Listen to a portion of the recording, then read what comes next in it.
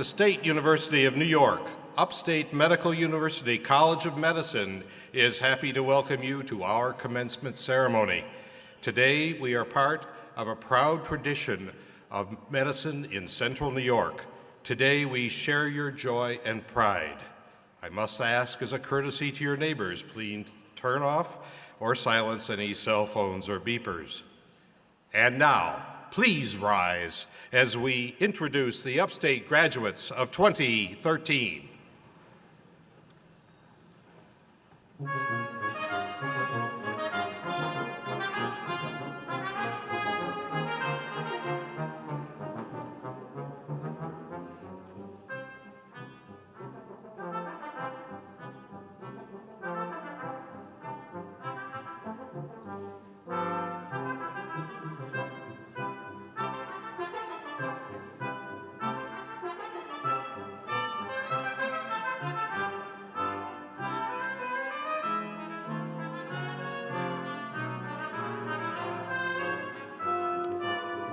The procession is led by the Chief Faculty Marshal, Dr. Victoria McGeed.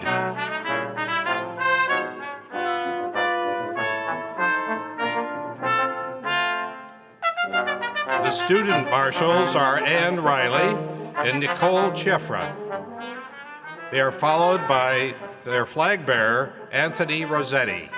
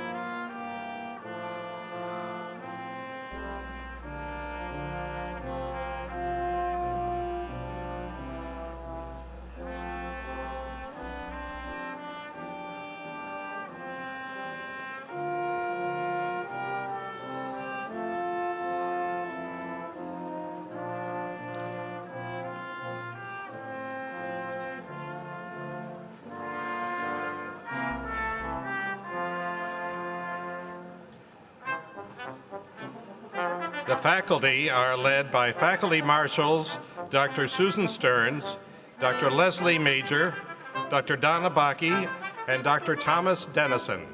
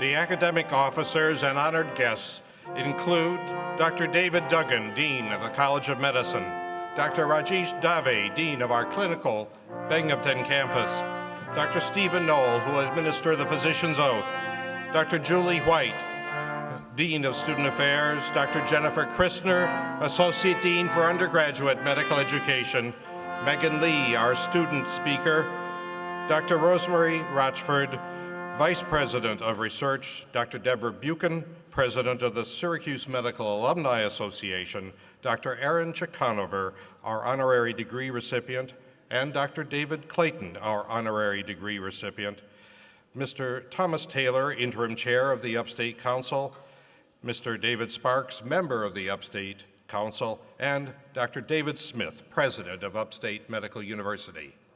Please remain standing as Ms. Monica Moranti will now sing the national anthem.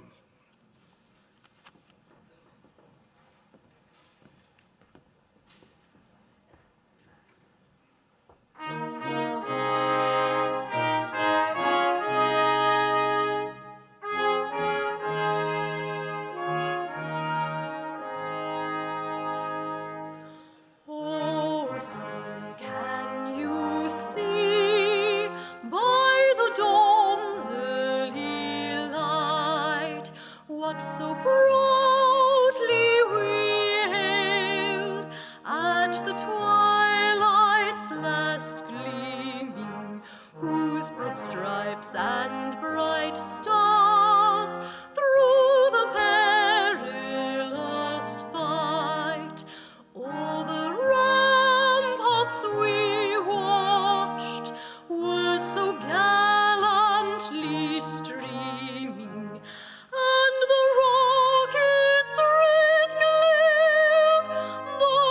Bursting in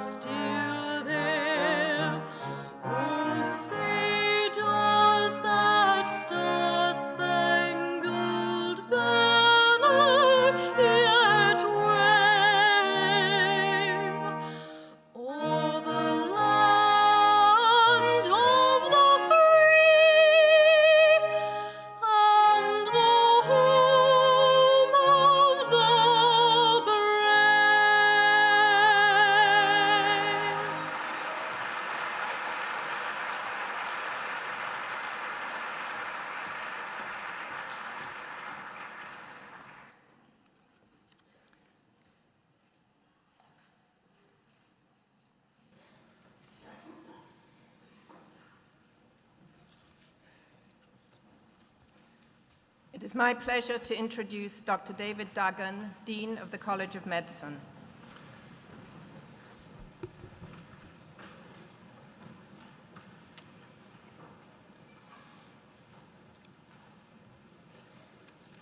Good morning, everybody, and welcome. It is my great pleasure and distinct honor to welcome you to the Upstate Medical University College of Medicine Commencement for the class of 2013. My name is David Duggan, and I am a proud alumnus of this school and currently Dean of the College of Medicine, and I'm particularly happy to be here with you today. This is a day for us to really celebrate the graduation of these wonderful young physicians, and also to reflect a little bit and to anticipate what will come. Sitting behind me here is the class of 2013.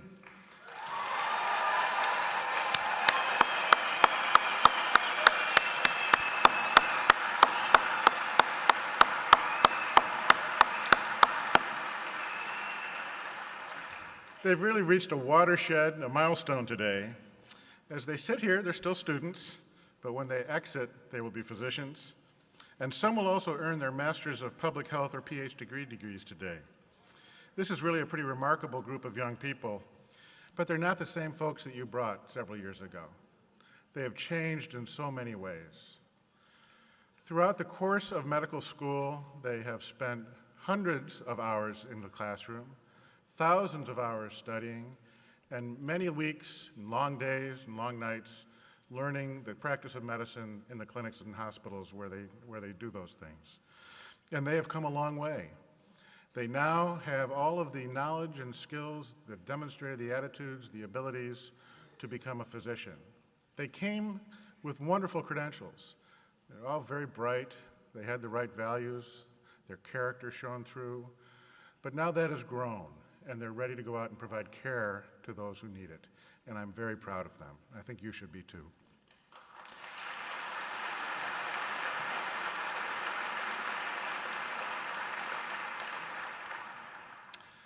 So today marks a watershed. They will leave here and they will embark on many different paths. Most will go on to some further clinical training. Some will pursue research. Some will go into public service. But they're ready to provide care to those in need, to find answers to the questions that are yet to be defined, and to become leaders in their community. They will be challenged, but they are ready. So, just a few words for all of you, if I might. This is my last chance to say something to our students. And I'm very proud of all of you. And I have watched you grow. It's been a real pleasure to serve with you and to watch your progress. And I want to wish you all the very best. I know you'll all continue to work hard. I know that you will all continue to learn. But I want you to maintain those essential things that brought you here. Your commitment to serving others, your compassion, your responsibility to your patients, and to carry those forward with you as you practice. Remember the things that your parents taught you, and they will guide your practice and your success. I wish you every success, and let's get on with the ceremony, okay? Terrific. Thank you.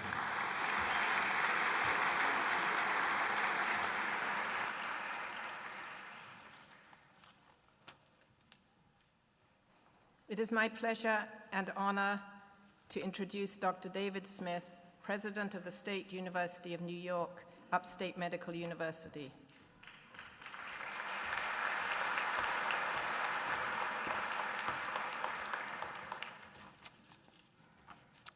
Well, good morning.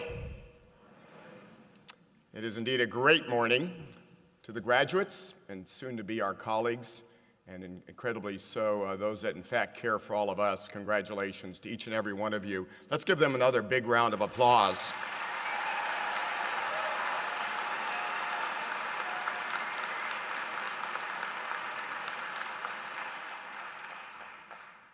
They always worry when I divert from the script, but today I do want to do that just for a moment because indeed we have a new dean. As you know, he presided last year as well, but he is now the dean of the College of Medicine. And to demonstrate his commitment, although he would never tell anyone, his daughter, as we speak, is about to walk across the same type of area podium and be conferred the degree of Juris Doctor at Johns Hopkins.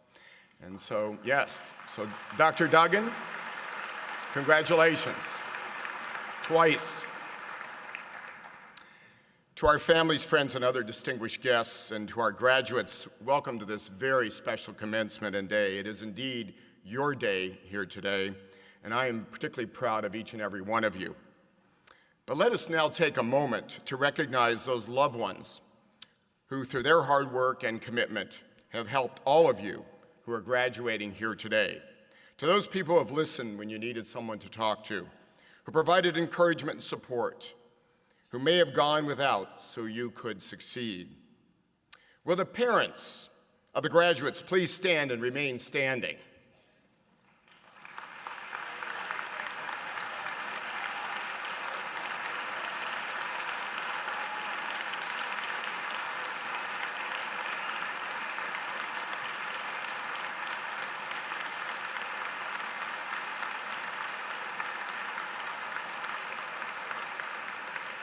Thank you. Will the husbands, wives, and partners of the graduates also please stand?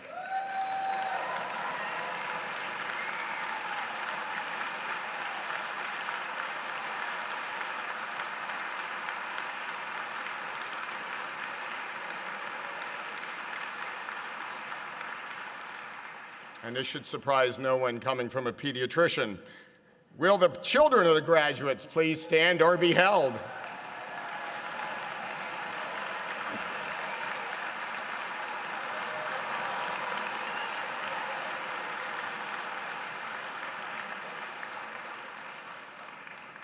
Will the grandparents and great-grandparents please stand?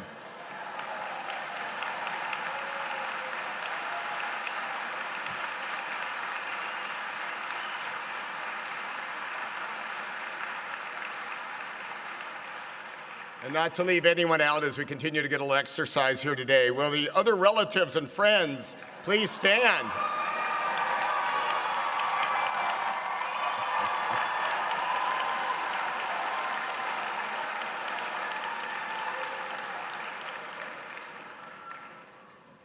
Well, if indeed that is a measure of success of these graduates, so we have nothing to fear whatsoever.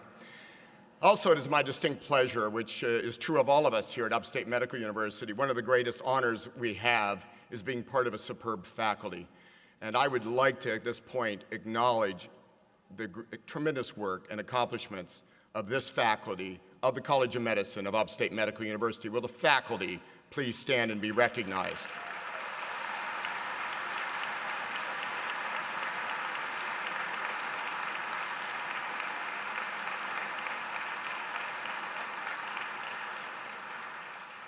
Thank you. It's interesting, I reflect at these times, and I've done this with Dr. Eastwood, who is my immediate predecessor, and one thinks about being a president. One was recently said the following about being a president. It's someone who's a little overly optimistic given the reality of the situation, but given a day like today, one cannot be overly optimistic whatsoever, because indeed the future does rest and lie in the hands, minds, and hearts and souls of these individuals, for which I am incredibly grateful. I have a few just words of advice going forward, which is always a little frightening at a time of graduation, but I will try to be brief as well. First of all, to the graduates and to all of us really to reflect is that we need to be humble at this time. In this world of the genome and the potential for miraculous research, remember that only one infectious disease has been completely eradicated in the history of mankind, smallpox. And we still have within this nation the biblical diseases, plague, TB, and leprosy. Something to ponder. Be a student of history. In the era of multi-drug resistant microbes, emerging infections, and even obesity and things such as a metabolic syndrome, it was Illich who centuries ago reminded us that man himself has created new disease. Be confident. Be confident in your skills and those of your colleagues in all of the professions. Healthcare is indeed a team sport. Be an advocate. Walk the talk. Winston Churchill stated it well. Courage is what it takes to stand up and speak. And courage is also what it takes to sit down and listen. Final words of advice come from a very famous doctor, sage advice, who said the following: "Be who you are and say what you think. For those who mind, don't matter, and for those who matter, don't mind." Dr. Zeus. And finally, we have one thing in common here today besides this incredible celebration, these great minds, these great individuals, researchers, those in the area of public health and elsewhere, that indeed we will all ultimately be a patient someday. Each and every one of us, you can't avoid it, be lying there on that stretcher, wearing that designer gown that we give you that doesn't quite cover everything. And you're going to be looking up into the eyes of some of these individuals who will be caring for us, or who in the area of public health will find indeed the answers to some of the scourges we talked about, or those in the area of MD and PhDs will be in search of new knowledge to give all of us more hope. So it is a remarkable day. These are remarkable people, and I congratulate each and every one of them on this day and their future. Congratulations.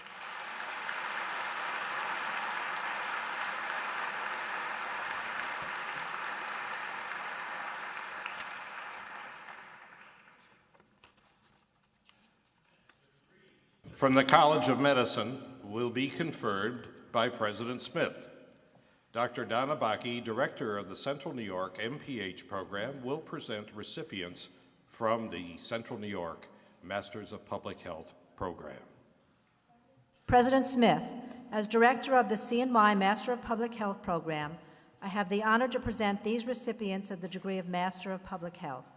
They have satisfied the requirements established by the faculty and have been recommended by the faculty for the recipient of this degree.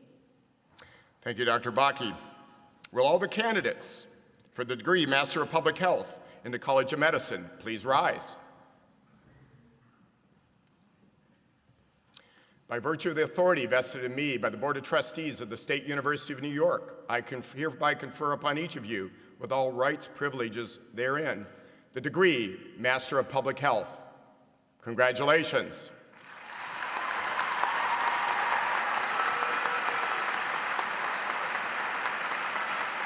Please come forward to be recognized.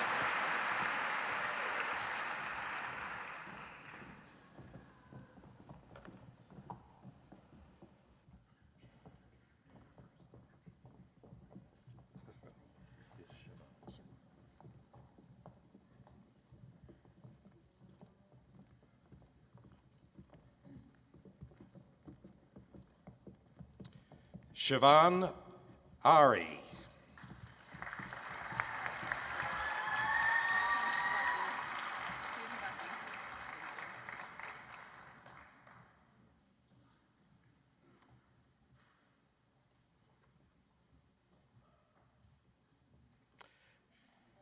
Katie Bussey.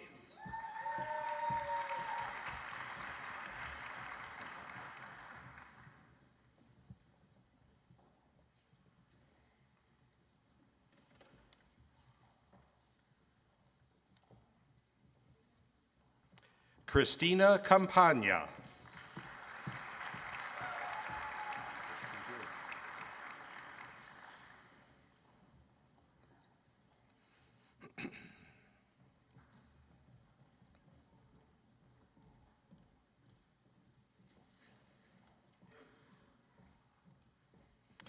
Christy Drake.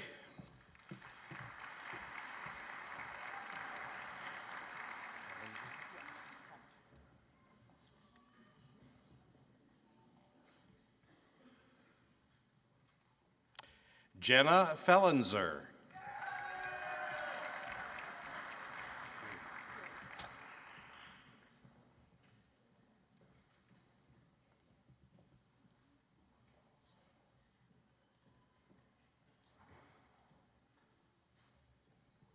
Molly Fury.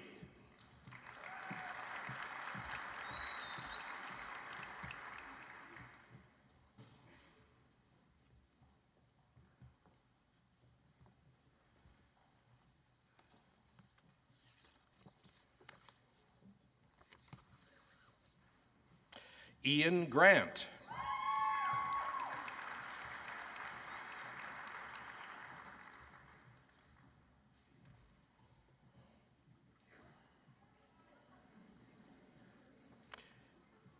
Jill Hayes.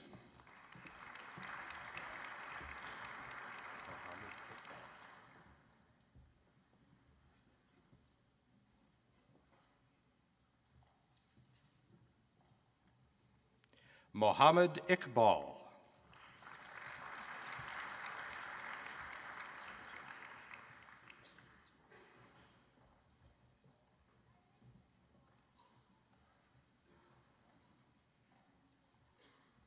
Jessica Jensen.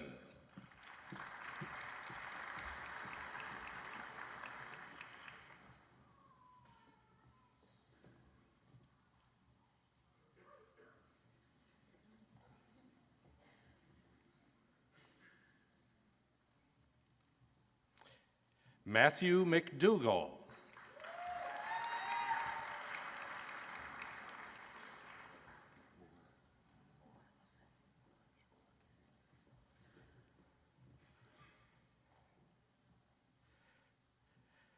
Natalie Moore Lopez.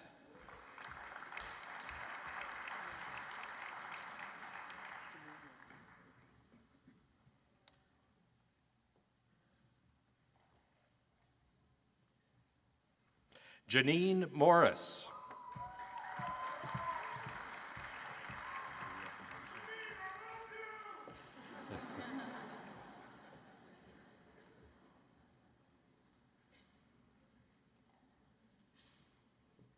Leah Mosier.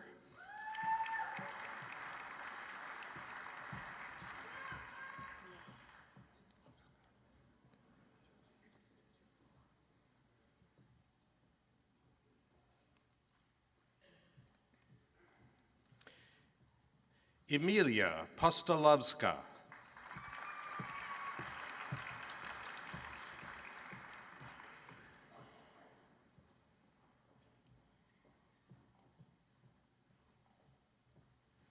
Evan Sherman.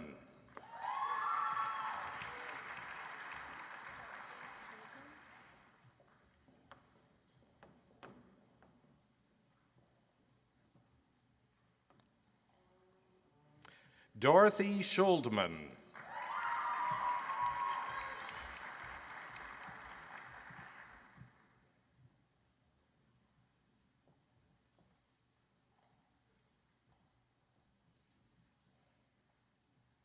Megan Lee.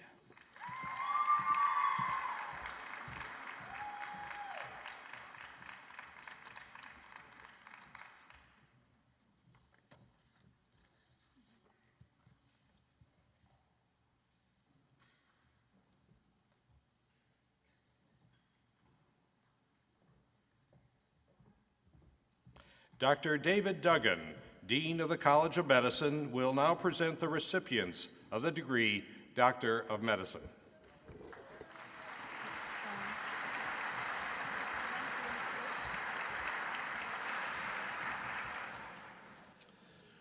President Smith, as Dean of the College of Medicine, I have the honor to present these recipients of the degree Doctor of Medicine. They have satisfied the requirements established by the faculty and have been recommended by the faculty for receipt of this degree. Thank you, Dean Duggan. Will all the candidates for the degree Doctor of Medicine from Upstate Medical University please rise?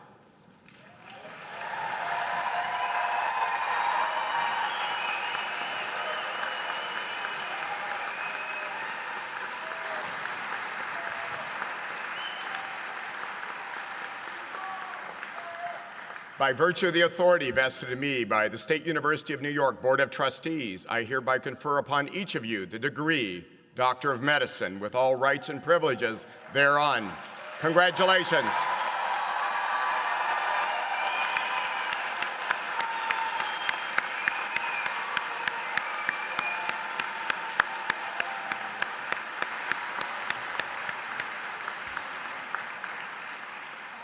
Be seated and please proceed to be recognized.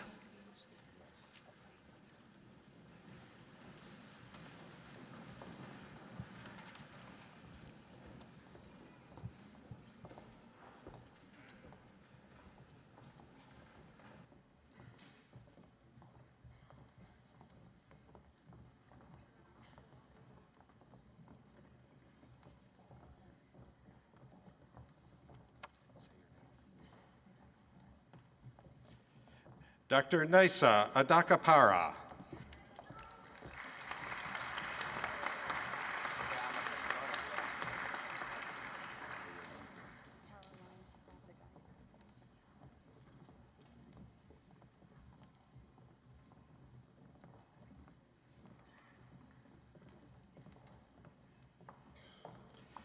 Dr. Caroline Adadagite.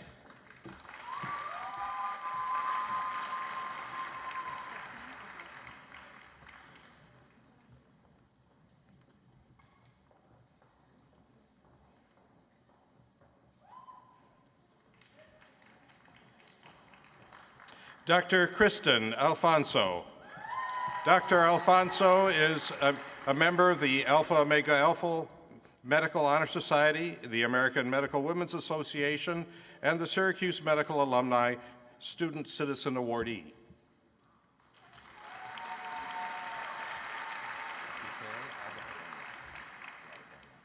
Dr. Ife Adabonya.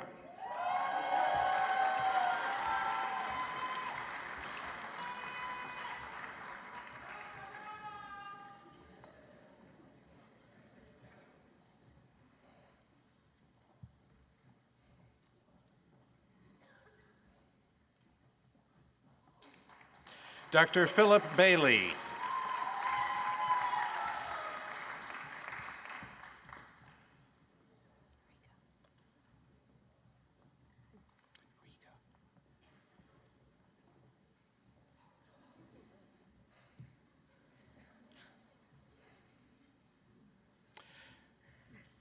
Dr. Rika Barudi.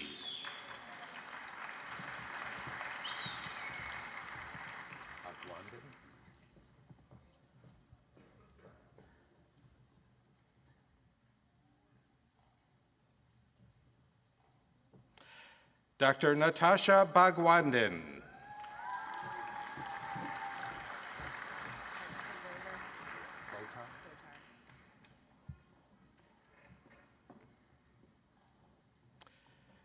Dr. Anna Botar.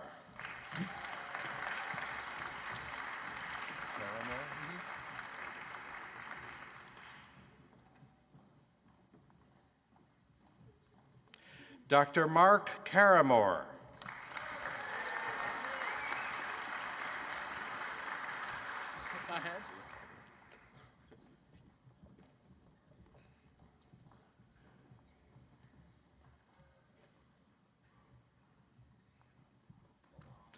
Dr. Richard Cartabuke.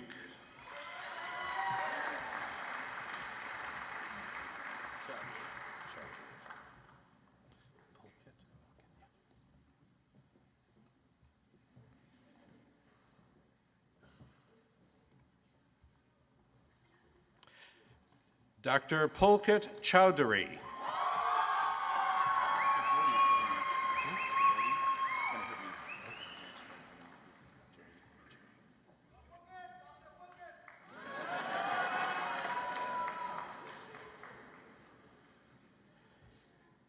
Dr. James Henry Chang.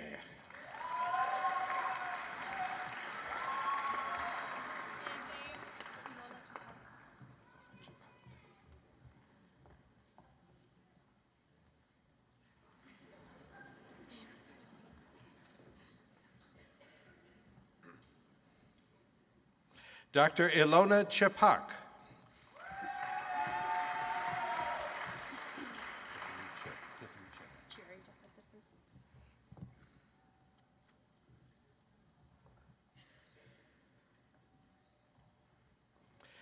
Dr. Tiffany Cherry. Dr. Cherry is the recipient of the James L. Potts Medical Principles Award.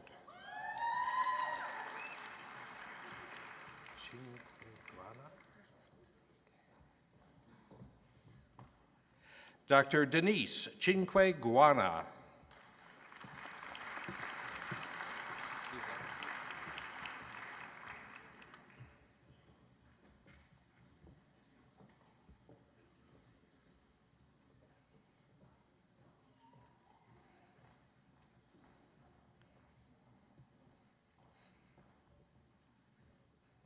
Dr. Jeffrey Szynski.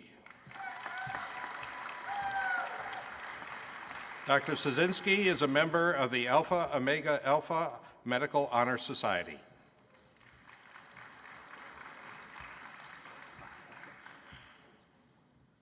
Dr. Peter Costa.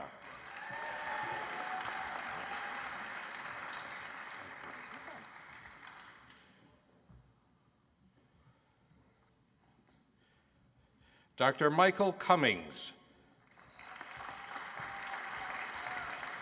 Dr. Cummings is a member of the Alpha Omega Alpha Medical Honor Society.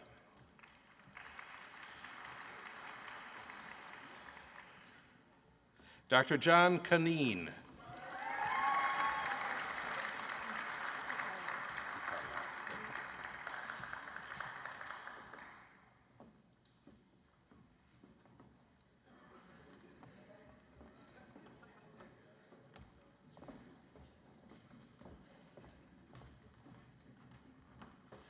Dr. Emily Cupello.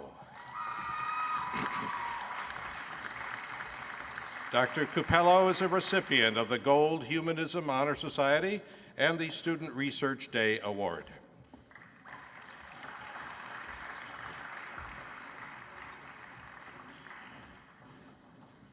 Dr. Suma Das.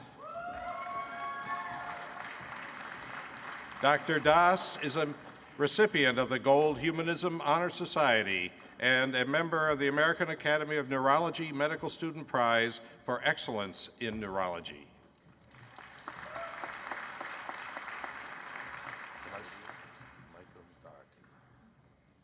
Dr. Michael Darty, Alpha Omega Medical Honor Society, and also a recipient of the award for Outstanding Medical Student in Urology.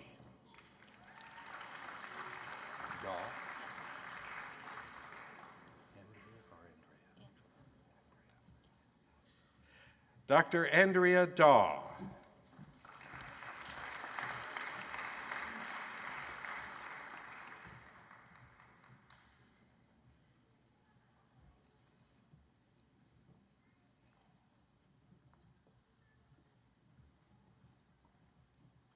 Dr. Christopher Delaney.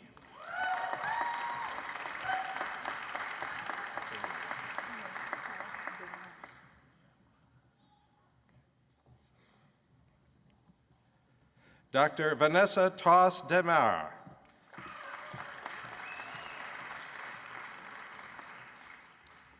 She is the recipient of the Kelsey Foundation Family Medicine Award.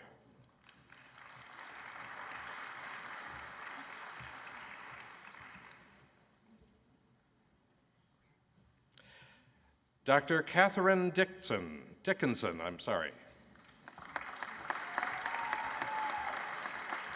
Dr. Dickinson is a member of the Alpha Omega Alpha Medical Honor Society, the Binghamton Campus Ronald Szynski Award, the Binghamton Campus Department of Internal Medicine Award, the Merck Manual Award, the American Medical Association's Women's Glasgow Citation for Academic Achievement, the Syracuse Medical Alumni Association Merit Award, and many other awards.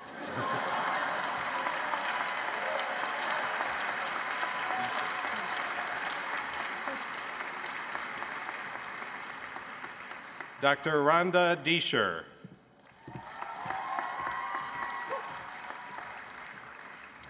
Dr. Deesher is a recipient of the Excellence in Emergency Medicine Award.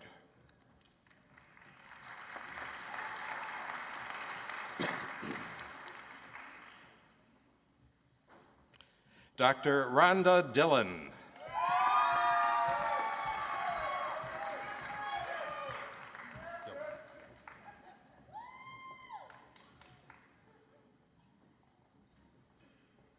Dr. Sarah Dillon.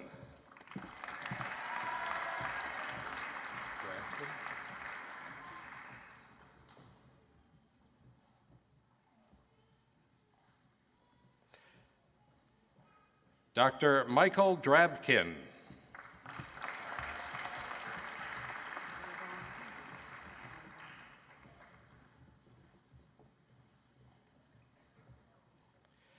Dr. Enabong Efeong.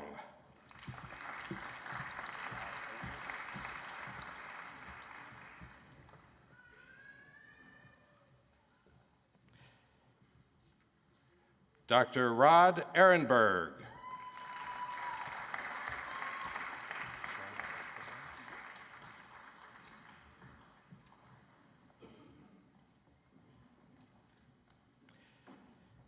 Dr. Shauna Escobar.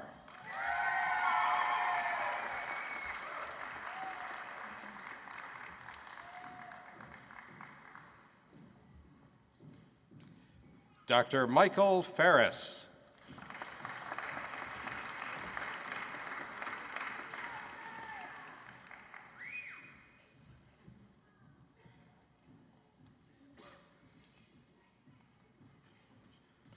Dr. Caitlin Foote. Dr. Foote is a recipient of the AOA Medical Honor Society, American Medical Women's Association Citation for Academic Achievement, and the Binghamton Campus Dean Edward A. Wolfson Geriatrics Award.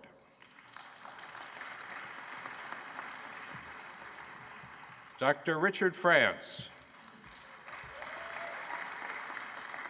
Dr. France is a member of the AOA Medical Honor Society and a recipient of the Patrick T. Matthews 03 Memorial Award.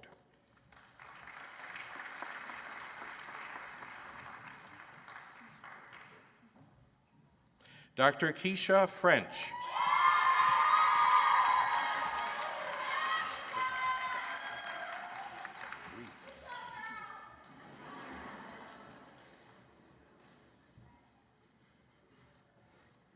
Dr. Sarah Marie Frick.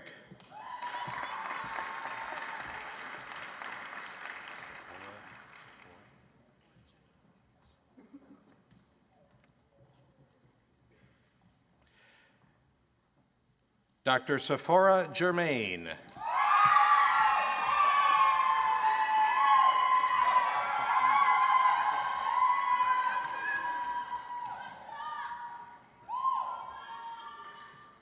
Dr. Anthony Jafrida.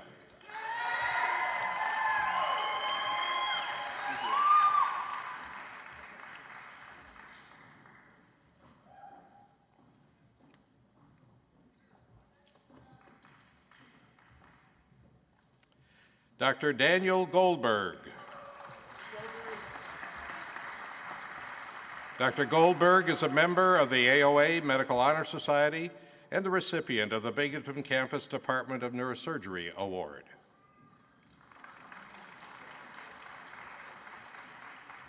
Dr. Ross Green.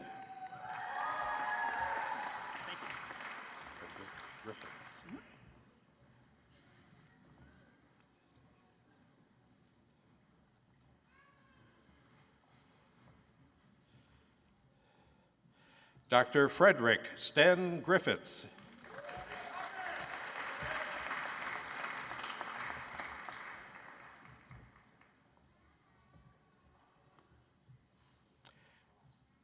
Dr. Edward Grove.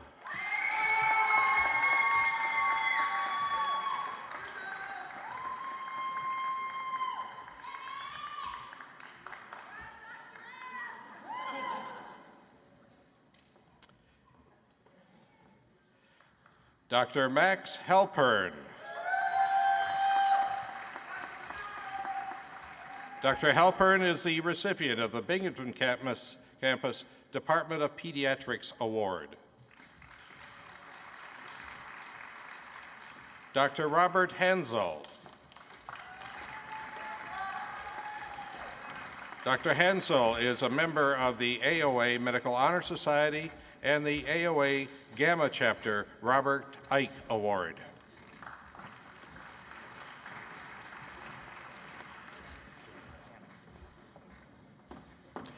Dr. Charles Hannum. Dr. Hannum is a member of the Gold Humanism Honor Society, the A. Gino Andreatta Student Affairs Award, the Syracuse Medical Alumni Association Student Citizen Award, and the Dr. Stuart I. Gurman Award. Dr. David Haswell.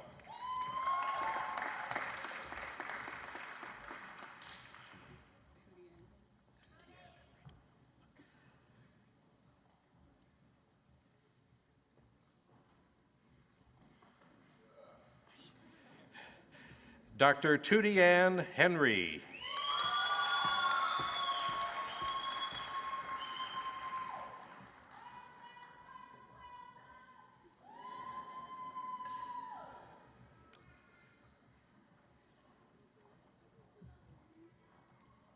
Dr. Catherine Hinchcliffe. Dr. Hinchcliffe is a member of the AOA Medical Honor Society, a recipient of the American Medical Association Citation for Academic Achievement, the Merck Manual Award, Student Research Day Award, McGraw-Hill Appleton Lang Award, and the Syracuse Medical Alumni Merit Award.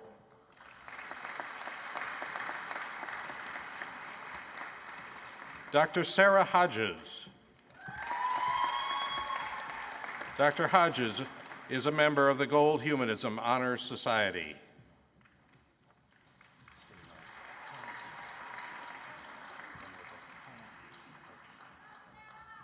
Dr. Eric Hodeski.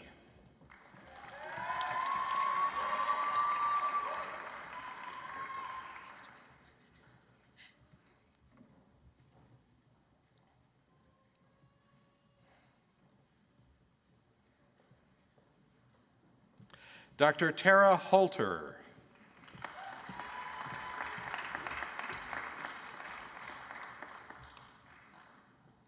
Dr. Holter is a recipient of the Gold Humanism Honor Society, Binghamton Campus Department of Family Medicine Award, and the Binghamton Campus Department of Obstetrics and Gynecology Award.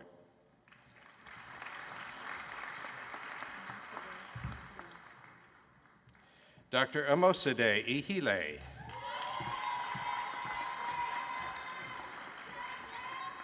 Dr. Ihile is recipient of the Dr. David Turner Award in Molecular and Cellular Principles of Medicine.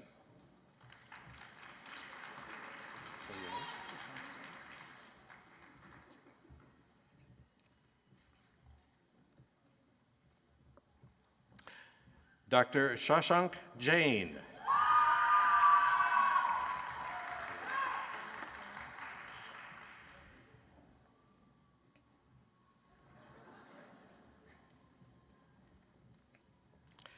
Dr. Janet Jang.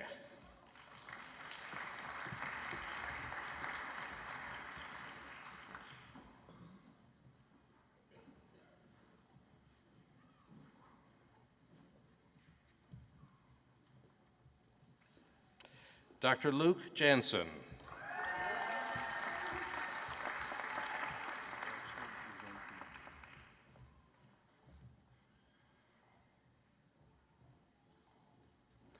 Dr. Joshua Genti.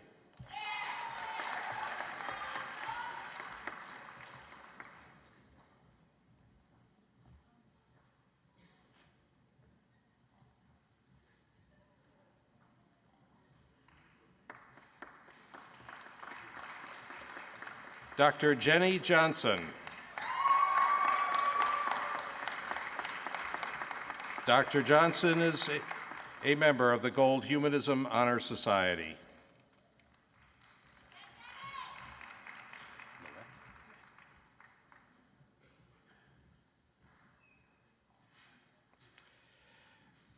Dr. Lorette Johnson.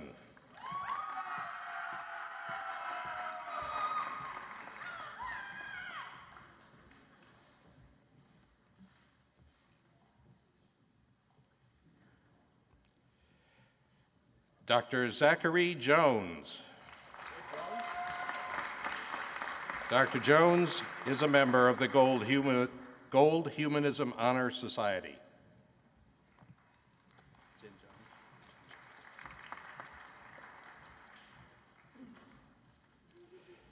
Dr. Jin Jung.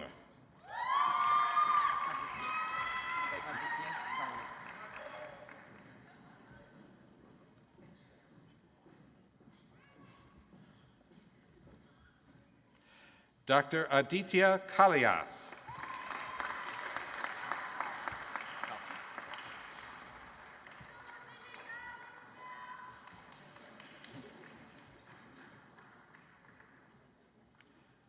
Dr. Daniel Kaufman.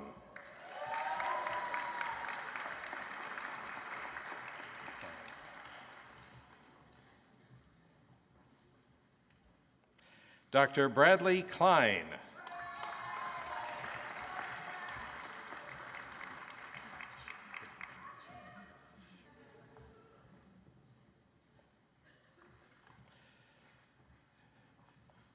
Dr. McKenna Knitsch.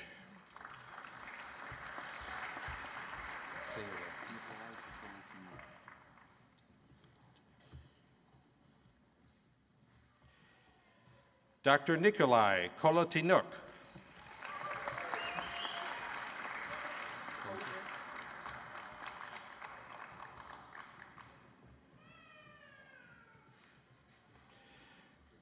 Dr. Nicole Kozier.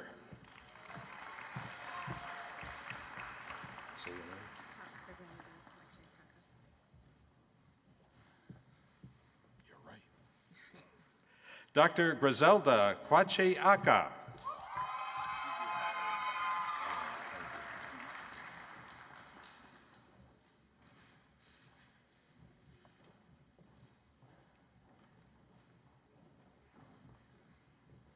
Dr. Alan Lee.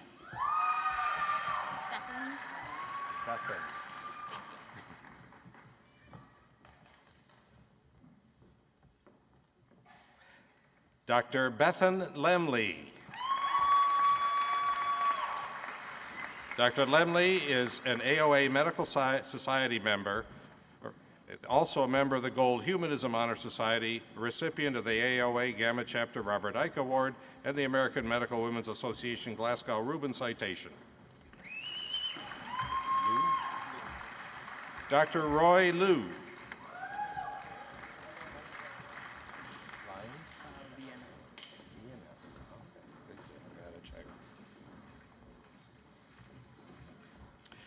Dr. Ray Philip Leones.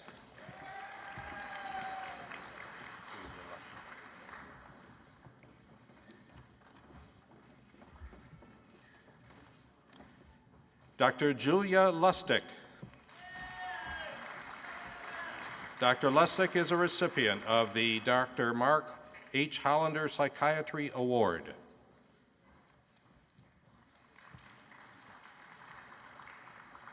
Dr. Glenn Moss.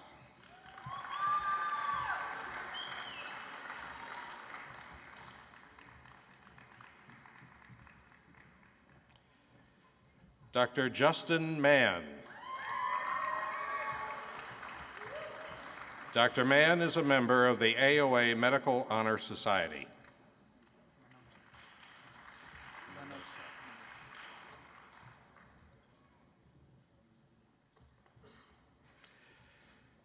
Dr. Kevin Manocha.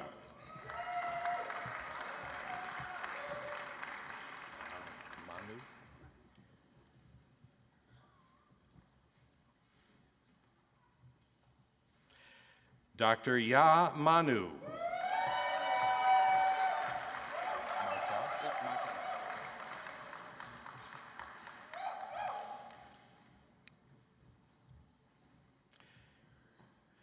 Dr. Brett Martell.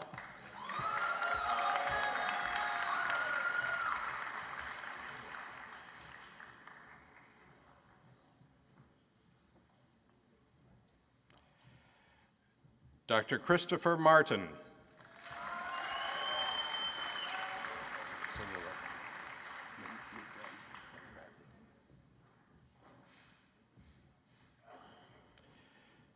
Dr. Michael L. McGrattan.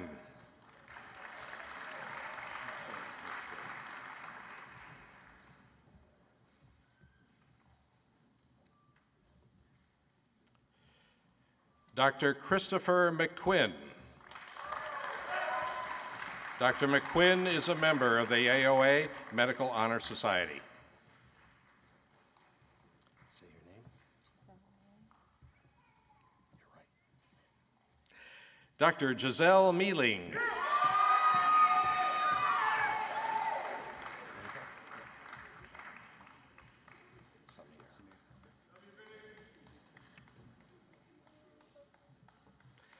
Dr. Samir Mehta. Dr. Mehta is a member of the AOA Medical Honor Society.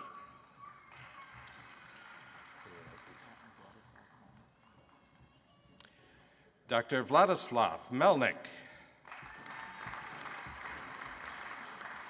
Dr. Melnik is a member of the AOA Medical Honor Society.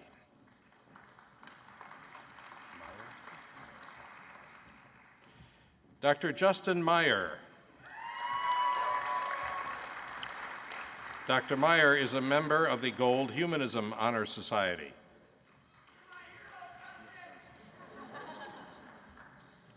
Dr. Benjamin Milzarski.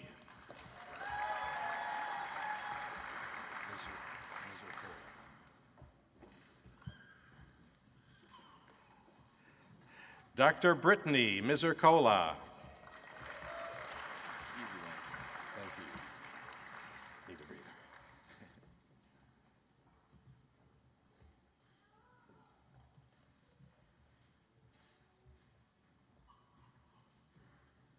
Dr. Frank Moore.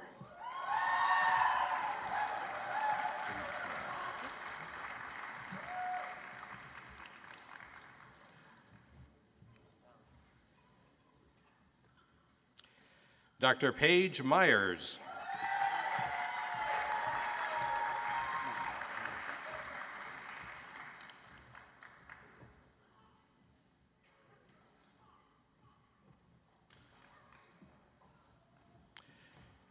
Dr. Christopher Naka.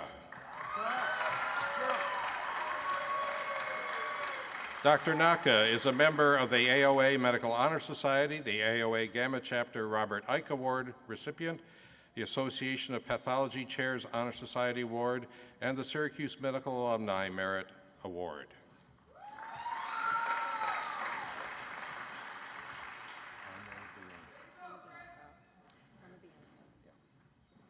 Dr. Lauren Mikesel Panabianco.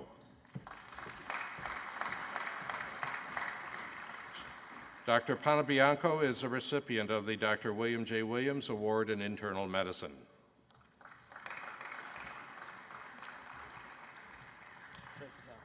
Dr. Shrey Patel.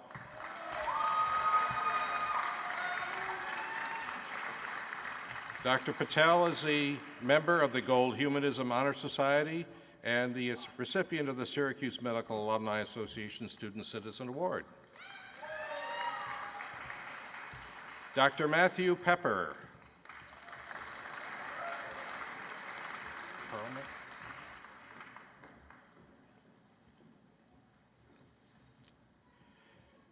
Dr. Robert Perlmutt.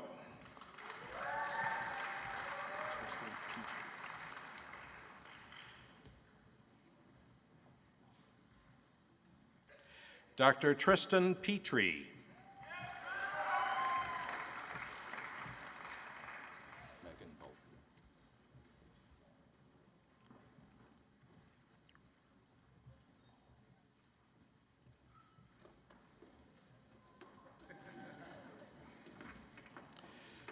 Dr. Megan Pope. AOA Medical Honor Society, Gold Humanism Honor Society, American Academy of Neurology Medical Student Prize, American Women's Association Citation, and the Dr. David Turner Award in Molecular and Cellular Principles.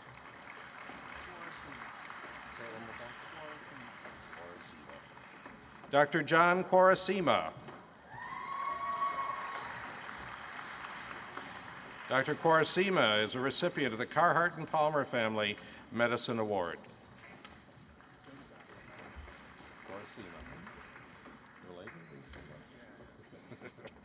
Dr. Mark Quaresima.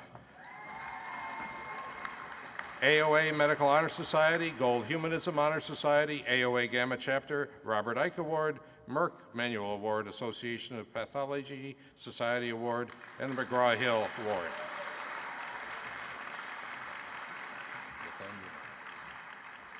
Dr. Nathaniel Robbins.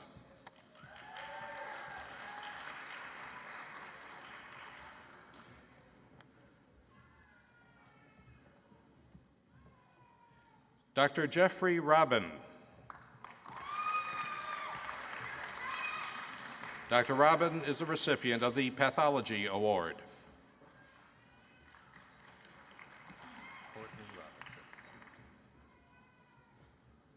Dr. Courtney Robinson.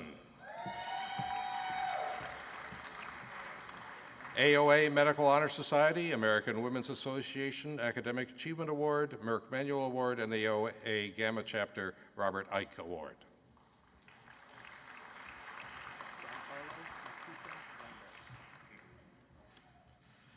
Dr. Giancarlo Lacusa Rondash.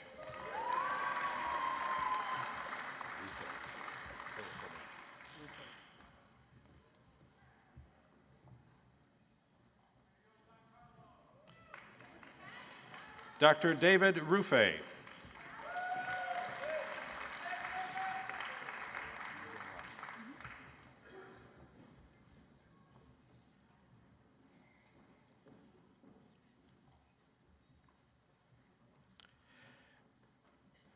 Dr. Leah Rossett.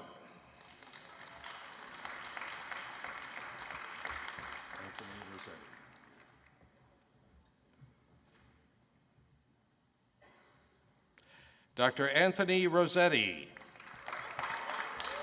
Gold Humanism Honor Society, and the American College of Emergency Physicians Medical Student Professionalism and Service Award.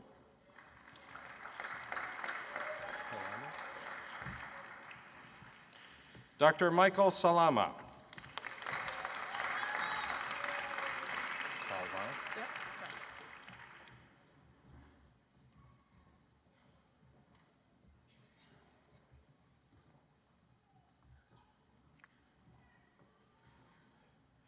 Dr. Cynthia Salvant.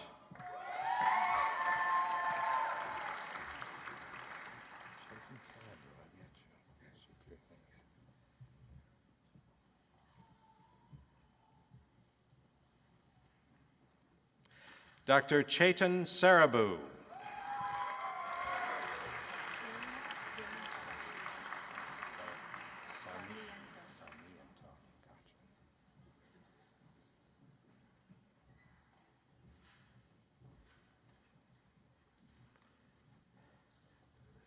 Dr. Ruth Ding Sarmiento.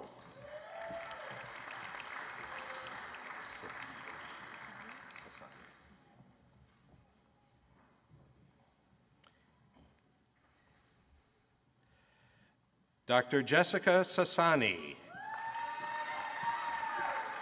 AOA Medical Honor Society, Robert Nesbitt Student Award, Pathology Chairs Honor Society Award, Medical Alumni Association Award, and the American Medical Women's Association Glastow Citation for Academic Achievement.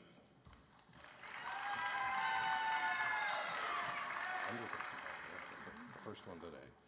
Savory. Dr. Megan Savory.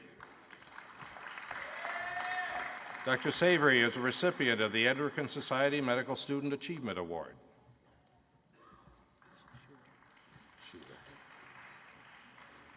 Dr. Samuel Schuler.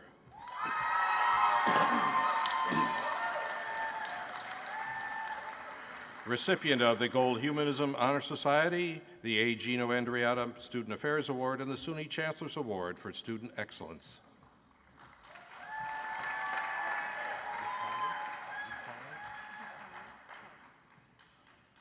Dr. Deepali Sharma.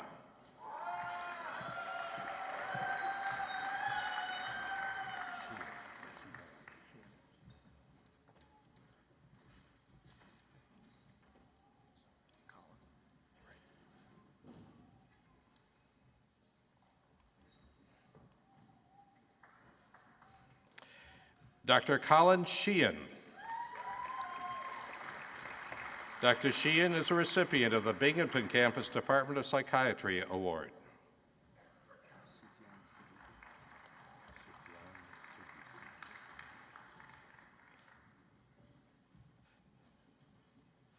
Dr. Sufyan Siddiqui.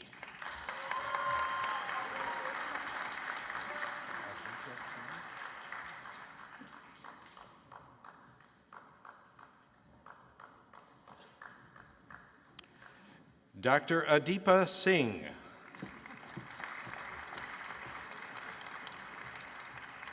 Dr. Singh is a recipient of the Gold Humanism Honor Society.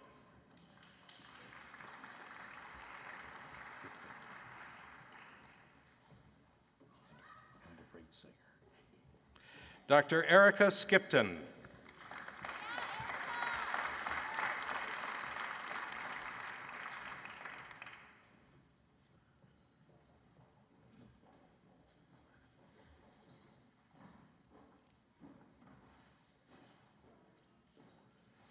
Dr. Jared Smith.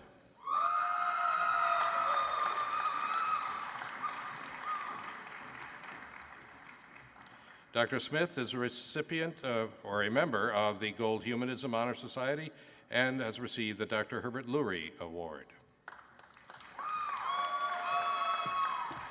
Dr. Tiffany Sue.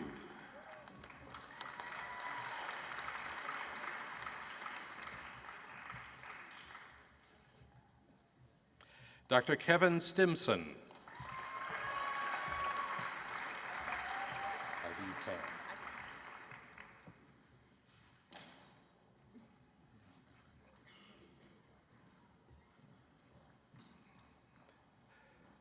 Dr. Ivy Tam.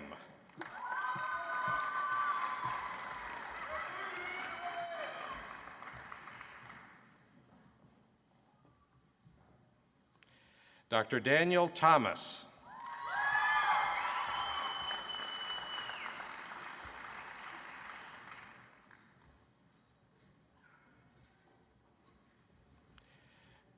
Dr. Georgia Thomas.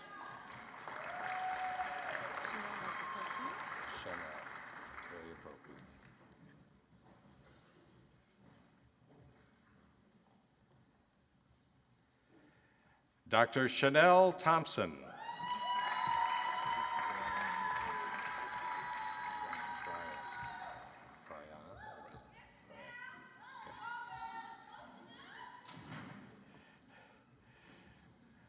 Dr. Brian Tompkins. Dr. Tompkins is a member of the AOA Medical Honor Society and has received the Binghamton Campus Department of Surgery Award.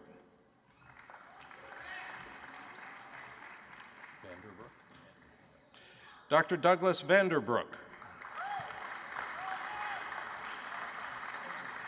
Dr. Vanderbrook is a member of the Gold Humanism Honor Society.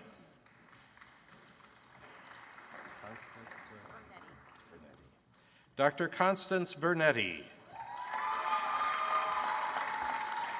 Dr. Vernetti is a member of the AOA Medical Honor Society and the Gold Humanism Honor Society and has received the Medical Society, the State of New York Community Service Award, as well as the TOE Humanism Award.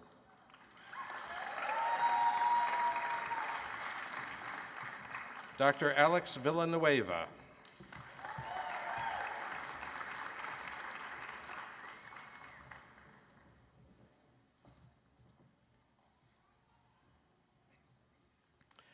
Dr. Zachary Vredenberg.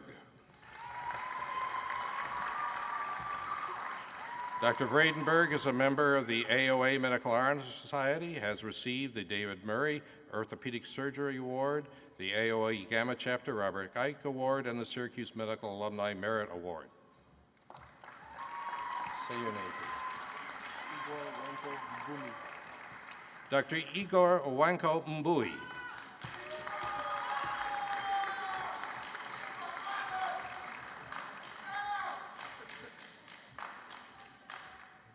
Dr. Krista Warfield.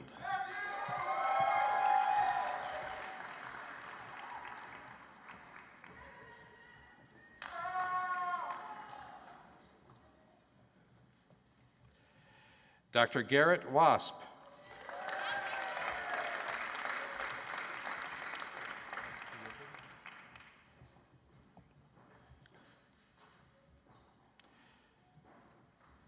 Dr. Megan Wheeldon.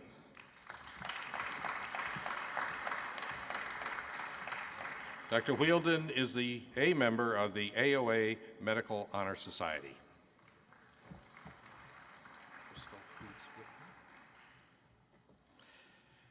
Dr. Crystal Coots-Whitney.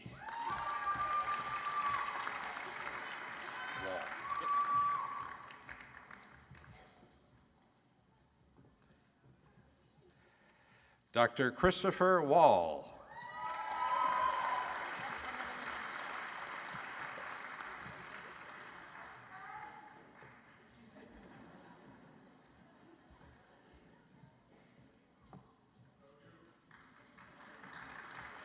Dr. Lauren Michelle Wright.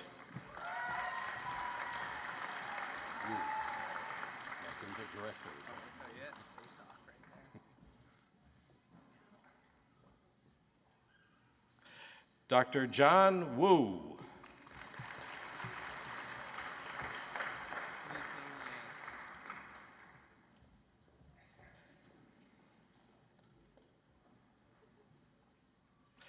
Dr. Liping Yang.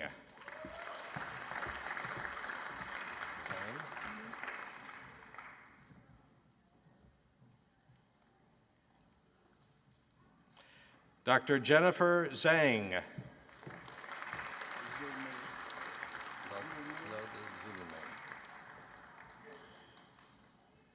Dr. Claude Zulme.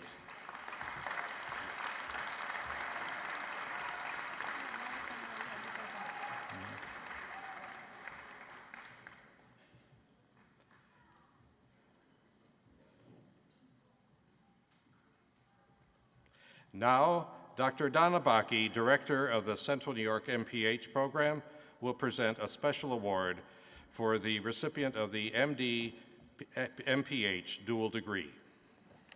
President Smith, Dr. Duggan and I have the honor to present the first graduate who participated in the Upstate's MD MPH program, which over a 5-year period allows students to complete the requirements of both the Doctor of Medicine degree and the Master of Public Health. This student has satisfied requirements established by the faculty and has been recommended by the faculty for the recipient of these degrees. Thank you, Dr. Bakke. Will the candidates receiving both degrees of Doctor of Medicine and Master of Public Health please rise? Brian Buckley.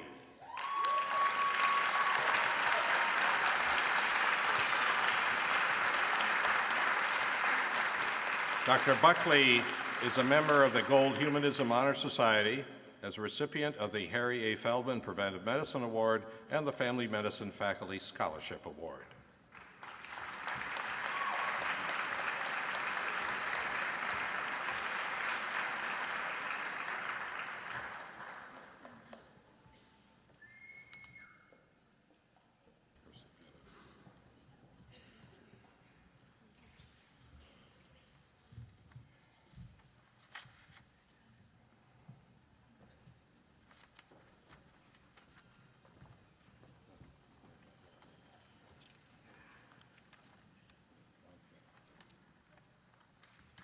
The recipient of the 2 doctoral degrees, Doctor of Medicine and Doctor of Philosophy, will be presented by Dr. Anders Pearl, co-director of the MD PhD program, and Dr. David Duggan, Dean of the College of Medicine.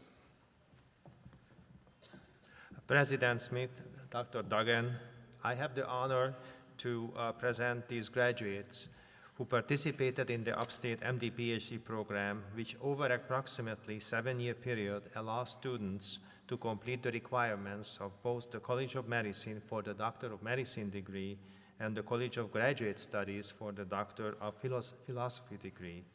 These students graduate as physician scientists who, by combining the practice of medicine in the clinic with biomedical research in the laboratory, are uniquely trained and qualified and focused to bring the power of modern science to our understanding of disease and better treatment of disease.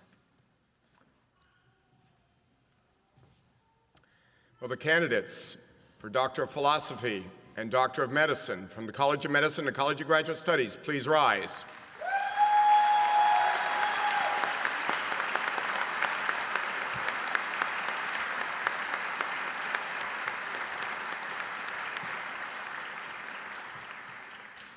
By virtue of the authority vested in me by the State University of New York Board of Trustees, I hereby confer upon each of you the degree Doctor of Philosophy, and the already conferred Doctor of Medicine, with all rights and privileges thereon. Congratulations.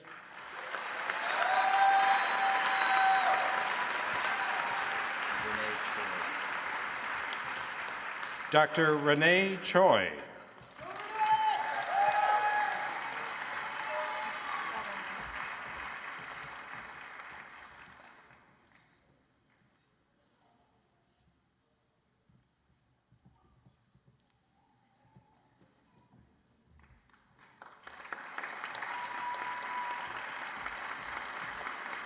Dr. Jacqueline Gutterman.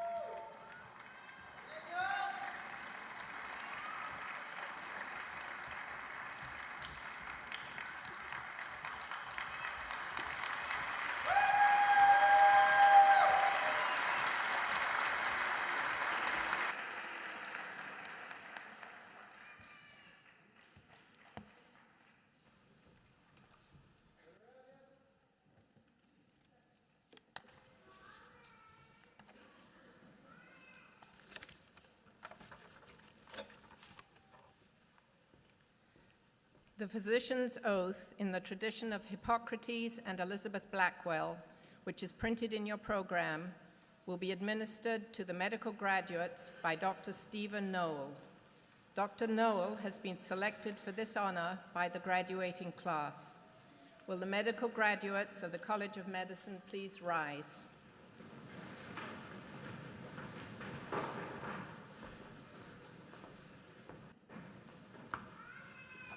Thank you. Good morning. And just want to thank you for the honor. I appreciate that very much. This is your last quiz. To repeat after me. I enthusiastically commit my life to serving patients. I will practice my profession with integrity, dignity, and humility.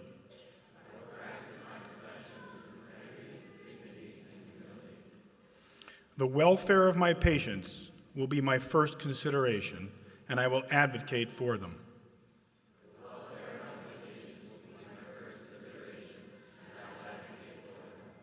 May I never see in the patient anything but a fellow human in need.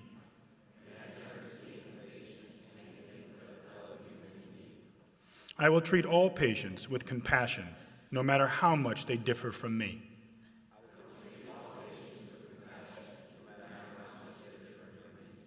I will preserve my patient's confidentiality and respect my patient's choices.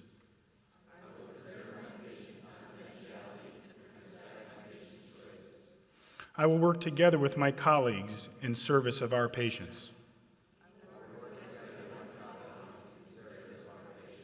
I will acknowledge my limits, maintain my skills, and seek help when needed.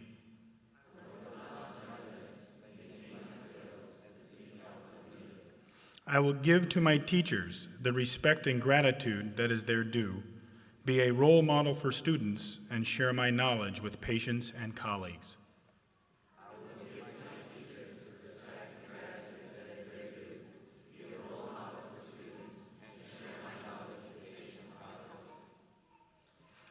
I make these promises solemnly, freely, and upon my honor.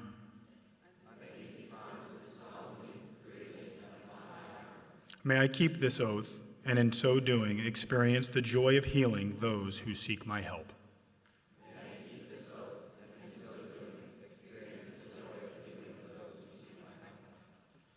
Thank you.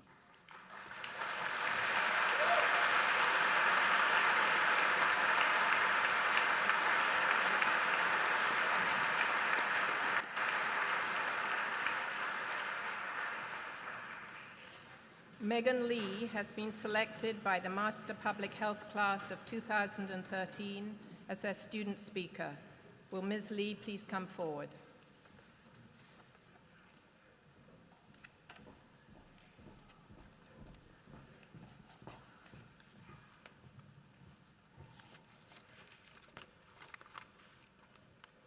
Good morning, everyone, and congratulations to the class of 2013.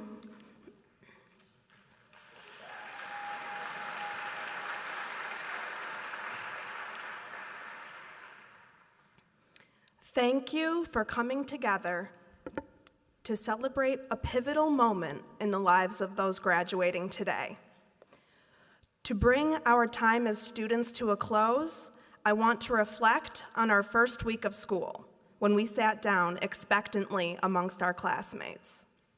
Our professors invited us to introduce ourselves to one another, to discuss what we hoped to gain from the semester. We read through the syllabus. And then, in multiple classes that first week of school, the lecture opened with the story of John Snow. This doctor's work marks the beginning of modern public health practice. As the father of modern epidemiology, he has been elevated to the status of myth. Dr. John Snow was a 19th century surgeon and anesthesiologist. He lived and labored in a London whose infrastructure was unfit to support a rapidly growing population. When John Snow advanced the theory that London's frequent cholera outbreaks were spread through contaminated water, his colleagues in the medical field and city officials scoffed at him. Undeterred by their lack of support, John Snow went out among the people, noting their symptoms, interviewing them for the details of the days leading up to their illnesses, and mapping their locations. His findings were startling, and his theory appeared to be correct. The majority of deaths had occurred in the streets surrounding the water pump, conveniently located for city residents at the corner of Cambridge Street and Broad Street. When city officials agreed to remove the pump handle, the cholera epidemic finally began to subside. As a society, and even more so within medical communities like Upstate, we are enthralled by these proverbial figures that dedicate their lives to preventing, healing, and studying the unsavory health problems that plague us. However, for just a moment, I would like to dive into the footnotes of John Snow's story. For history hardly remembers John Snow as a human. He is so much more to us: a wise doctor, a shrewd problem solver, and a heroic practitioner of public health. But he was a human, as much as he was all those other things. And even legendary humans belong to vast networks of other humans. Who were John Snow's parents? Did John Snow have children? A wife? Just as a side note, is it possible that it was his wife's idea to remove the pump handle? But seriously, who were his teachers, his adversaries?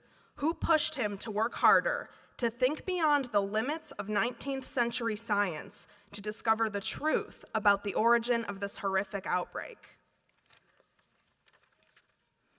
The most important relationship of all is yet to be mentioned. For doctors are cosmically bound to their patients. Epidemiologists only exist alongside epidemics. And so we must ask, who were those that suffered and perished as a result of this outbreak? The cholera victims of 19th century London, like all of John Snow's own relations, have been swallowed by history, while John Snow stands alone. The text of his most famous accomplishments is written in bold script, but there exist footnotes of great length that put the story of this man in relief, that provide a colorful backdrop for his bold silhouette. We are here today to celebrate the accomplishments and the hard work of a special group of people that are emerging as new professionals in research, medicine, and public health. As our names are announced and a few letters are added to the end to represent our credentials, we each become a little grander. It is here that my comments on Jon Snow's social connections become most relevant, as on behalf of those of us graduating, I wish to thank the many people that in our own lives give meaning and context to the professionals that we've become. We owe a collective thank you to each and every person supporting us. This includes our partners, our families and friends, the faculty that guided and prodded us to reach our full potential, and the staff of Upstate that made our journey smooth and fulfilling. We must also thank one another. We are wonderful resources for each other, and I am certain that the time that we have spent together at Upstate is only the beginning of our relationships. Finally, I would like to remind the graduates that, like Dr. Snow, we exist only in the context of the health issues faced by the individuals and society that we have pledged to serve. Let us remain humble in this knowledge, as we are today, as fledgling researchers, physicians, and practitioners of public health. Let us carry this humility with us on the innumerable paths that we will walk after leaving here today. Thank you very much for your attention. And with all that being said, let us go forth and remove the world's pump handles.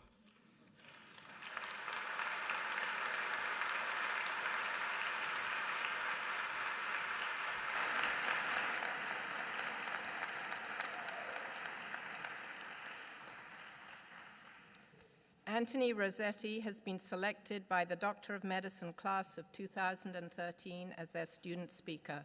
Will Dr. Rossetti please come forward?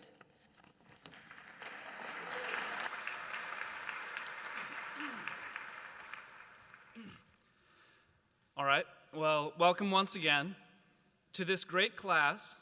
Firstly, I'm very grateful for the opportunity that you've given me these past 4 years to get to know you and to formally represent you to our faculty, administrators, and other colleagues in the health professions here at Upstate. To our teachers and those who've made this education possible, I want to take a moment for a round of applause and appreciation. Thank you.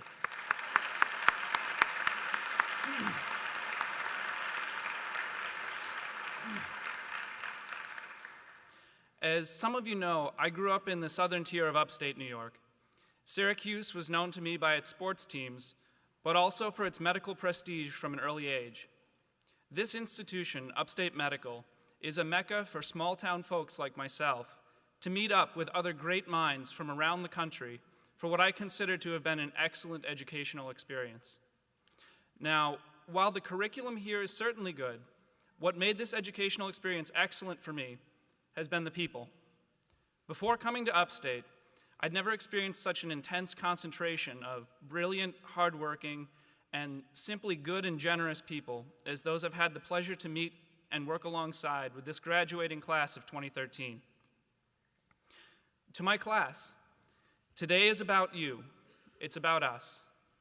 It's the symbolic recognition of the hours, days, weeks, months, and years on end that we've set aside for this education, dedicating ourselves to learning, to growing, and serving our patients, and at least in many cases, accruing significant financial debt as well. Like undergraduate college and our studies before that, we still understand that these years of medical education have been an investment in our futures. Different now, though, are the responsibilities we've positioned ourselves to face. Next time you take an airplane ride or someone starts choking in a restaurant, it'll be very different than before. When you hear a call out for a doctor in the house, the degree that you've just received will bring expectations of a much greater responsibility. How you act reflects upon this noble profession, and in that sense, it will be great to be counted among such amazing colleagues. So anyways, now we've got real jobs, going off to residency, and we're headed out to this real world that everyone's always talked about. It's exciting, nostalgic, and perhaps even a little terrifying if you're willing to admit it. To find yourself suddenly in this seat of real influence. Now, it may not feel like it on the first day of internship, but you are the doctors now. There's a lot at stake and a lot to remember, but you've made it through the rigors, trials, and tribulations of this program, earning the trust of our teachers, advisors, and patients along the way. I trust you all, and I hope you trust yourselves, not to be perfect, but to continue to care, to become the great doctors that this ceremony is recognizing you to be. Now, I don't know how many times I've heard the phrase lifelong learning in medical school, and perhaps a while beyond that. But I hope it applies to each and every one of you, both within your specialty training from here and outside of it as well. I've been inspired by each one of you that's made it here today. This has not been an easy road, and it may not ever be. But that's okay. We're not just bright and hardworking and caring people. We're the lucky ones. And one of the best things I've appreciated in this class is that, generally speaking, we recognize it. Now, I know I may not have just been a shining example of the humility we're supposed to exhibit right at this moment, going on about how intelligent and ethical and empathetic I've seen this class to be. But someone has to toot that horn for you guys every once in a while. I mean, it's been a tough road. Together, we've weathered a storm of institutional reviews, curriculum reforms, policy adjustments, and even administrative changes with our new Dean Duggan. I'm pleased to say that we've paved the way for our younger colleagues to hopefully enjoy an even better program than we started with. In your future careers as esteemed physicians, I hope you continue to keep perspective that no matter how worked to the bone you may soon again feel as a resident, there are always people worse off than you, and many of them will come to you in their darkest hours and their most vulnerable moments. You'll have great opportunities to help and to heal, but also you'll hold the power to hurt people if you're not careful. So be careful. As some of you may remember from our Practice of Medicine course, this title of doctor carries great power in and of itself, especially in the small communities like those you've perhaps worked in here at Upstate. But also in the larger societal context, you'll be seen as leaders, not only in healthcare, but in other walks of life as well, including public policy. Your voice will be listened to, probably more often than you'd like at times, in this age of electronic surveillance, iPhones and Google Glasses or whatever they have now. So, I suppose if there's one piece of advice I hope you take home today, choose your words carefully. They're probably more powerful than you'd know. To start wrapping this up, I hope many good things for all of you. That you survive residency, for one. I hope you stay in touch, that you stop by to visit, at least for reunions when you can. I hope that you remember to keep balance in your life. Whether you've got a pet, a hobby, a child or several, an art in brewing beer or a taste for music and dance, I hope you remember to make the time for the little things that make you smile. And like President Smith before me, it turns out, I'd like to leave you with something a wise doctor also once told me. Remember that you have brains in your head and feet in your shoes. You can steer yourself in any direction you choose. You're off to great places. Today is your day. Your mountain is waiting, so get on your way. And one more thing. Don't cry because it's over. Smile because it happened. Thank you.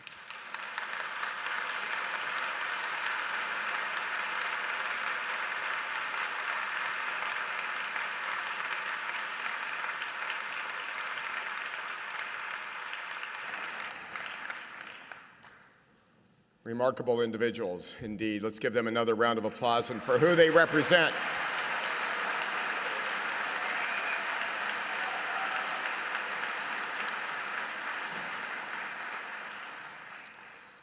Today, the State University of New York, Upstate Medical University, will award an honorary degree to Aaron Chickanover. Mr. Thomas Taylor, member of the Upstate Medical University Council, will read the citation. Dr. McGee, Chief Marshal, will assist me with the hooding.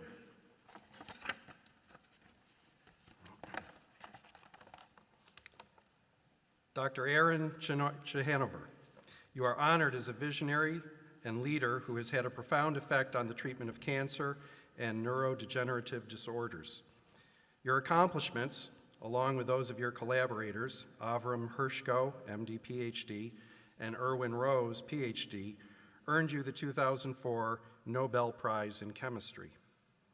Your scientific discovery of ubiquitin-mediated protein degradation revolutionized today's approach to treating cancer and created new pathways to develop more effective therapies for neurodegenerative disorders and other genetic diseases. In particular, this discovery led to the creation of the cancer drug Velcade and other drugs that are capable of targeting only 6 cells within the body. Your career has included prominent academic service at the Technion Israel Institute of Technology in Haifa, Israel. There you served multiple roles, including the Distinguished Research Professor in Service at the Cancer and Vascular Biology Research Center, the Rappaport Faculty of Medicine and Research Institute. Prestigious honors bestowed upon you include the Albert Lasker Award, the Israel Prize, the Humboldt Research Award, and more than 24 honorary degrees. Your keen interest in research and formation of international organizations that encourage collaboration have helped pave the way for the International Institute of Biomedical Sciences and Technology in 2009, which provides additional ways for scientists to connect to one another. For your leadership in all these fields, the State University of New York is pleased to confer upon you the honorary degree of Doctor of Science given this 19th day of May, 2013. I have the honor to present Dr. Aaron Chickanover, a candidate for the degree Doctor of Science honoris causa.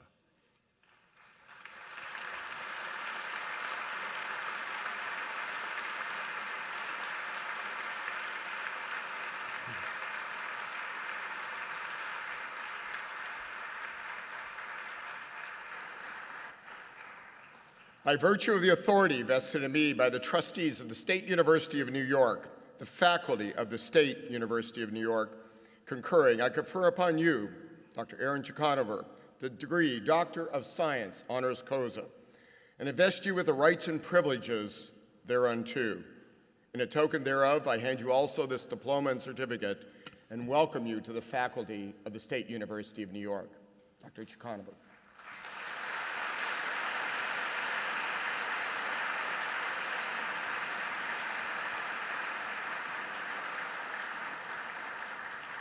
We will now hear remarks from Dr. Chickanover.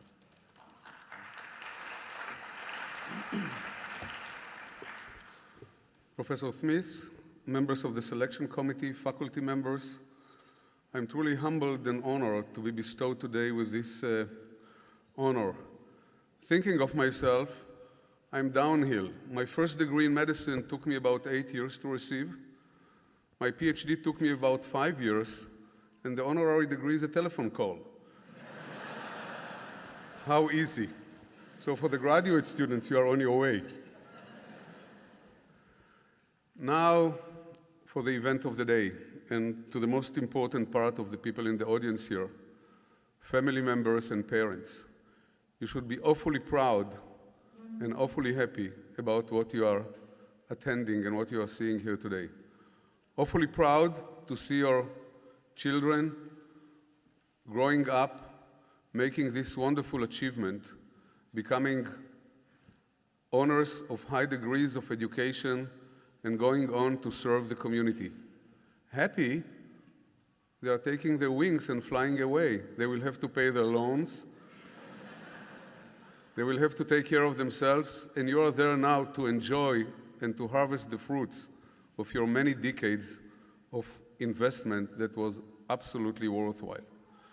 And now to the graduate students. There are 2 types of graduate students here. The Master of Public Health. This is the most critical profession in medicine, in my opinion. Truly the most critical. When we are going to the doctor, it's too late. When there is a breast cancer, we could have prevented it. When there is a smoking-caused lung cancer, we could have prevented it. When we are contaminating the soil and contaminating and polluting the air and then suffering diseases, it's too late. You are the pilots of medicine. You are taking a 30,000 feet view of what is on Earth. You are looking on the soil, you are looking at the air, you are looking at us, human beings, how we behave into our diet, what we are doing, and you are there to the most critical act in medicine, and that's prevention. Prevention is much more logical than treating a disease.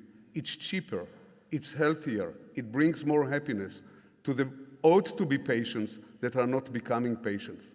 You are truly in the crucial point of medicine. And now to the graduates of medicine. You are not the pilots. You are really walking on earth because you are taking care of each and every patient. There is no profession in the world that carries more responsibility than medicine. I am a physician myself. I know it. I was trained as a surgeon, and I know exactly what it is. It's the physical responsibility for the life of individuals. And this is not a metaphor, and this is not a story. It's real. And it's true for each and every one of you, but for those of you who are going to train in surgery, it even more so, if you think about it. The patient is anesthetized, and you are walking into the operating theater, and the patient, the heart of the patient, if you are cardiac surgeons, the brain of the patient, if you are neurosurgeons, is in your very physical hands. And remember, in medicine, statistics is a very common tool of processing data. We are looking at how successful we are in treating patients, how unsuccessful we are, but the patient is not statistics.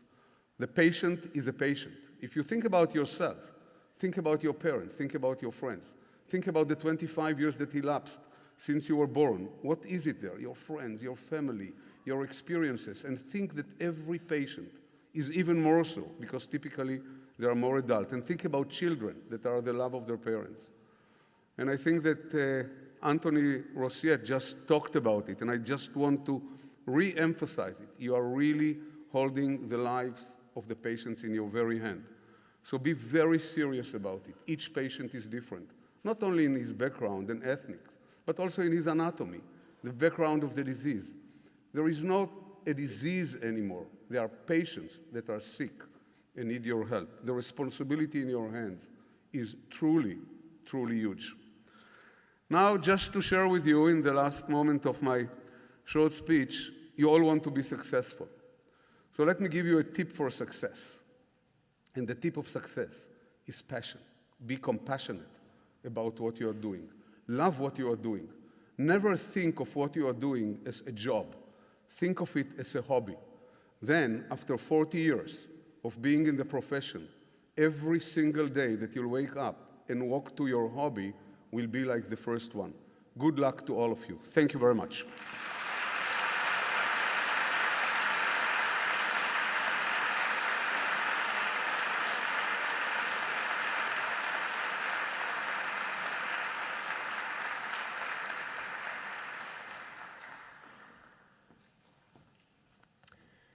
Thank you, Dr. Chikanover.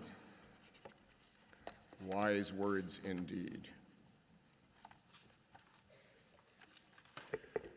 Today, the State University of New York, Upstate Medical University, will award an honorary degree to Dr. David Clayton.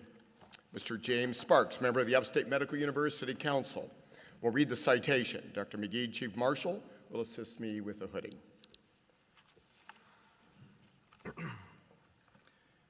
Dr. David A. Clayton, you are recognized as one of the pioneers in the field of mitochondrial research.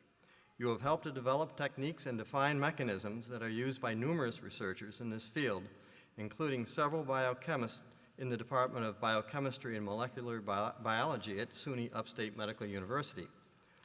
You explored the molecular aspects of mitochondrial genome organization, maintenance, and expression in various mammalian cell types, which has led to an understanding of the modes of mitochondrial DNA replication and transcription, and the identification of key transacting proteins encoded by nuclear genes. Recent investigations in this field have pointed to the importance of the mitochondrial function in a variety of critical cell signaling pathways. You are acknowledged as a leader, serving the Howard Hughes Medical Institute since 1996. Most recently, you served as Vice President for Research Operations and currently as Laboratory Head of the HHMI Janelia Farm Research Campus in Ashburn, Virginia. You have given a lifetime of contributions to my biomedical research and the value of your work to the faculty at Upstate University and other SUNY institutions. For your exemplary role in all of these fields, the State University of New York is pleased to confer upon you the honorary degree of Doctor of Science, given this 19th day of 2013. Dr. Smith, I present Dr. David A. Clayton.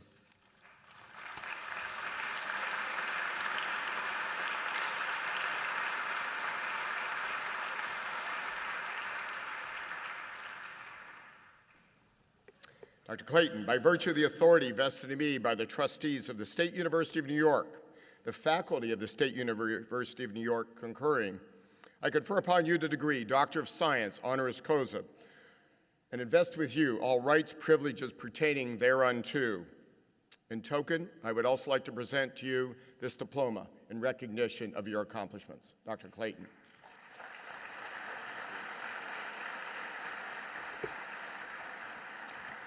We will now hear remarks from Dr. Clayton. I would first like to thank President Smith, the faculty, and especially the graduating class and their families for inviting me here today to share this important event. It is indeed a very high honor, in my opinion. Last month, I realized the date of this commencement was fast approaching, and I'd better get my act together. My wife always said that I waited until the last minute, and I didn't want to be guilty of that this time.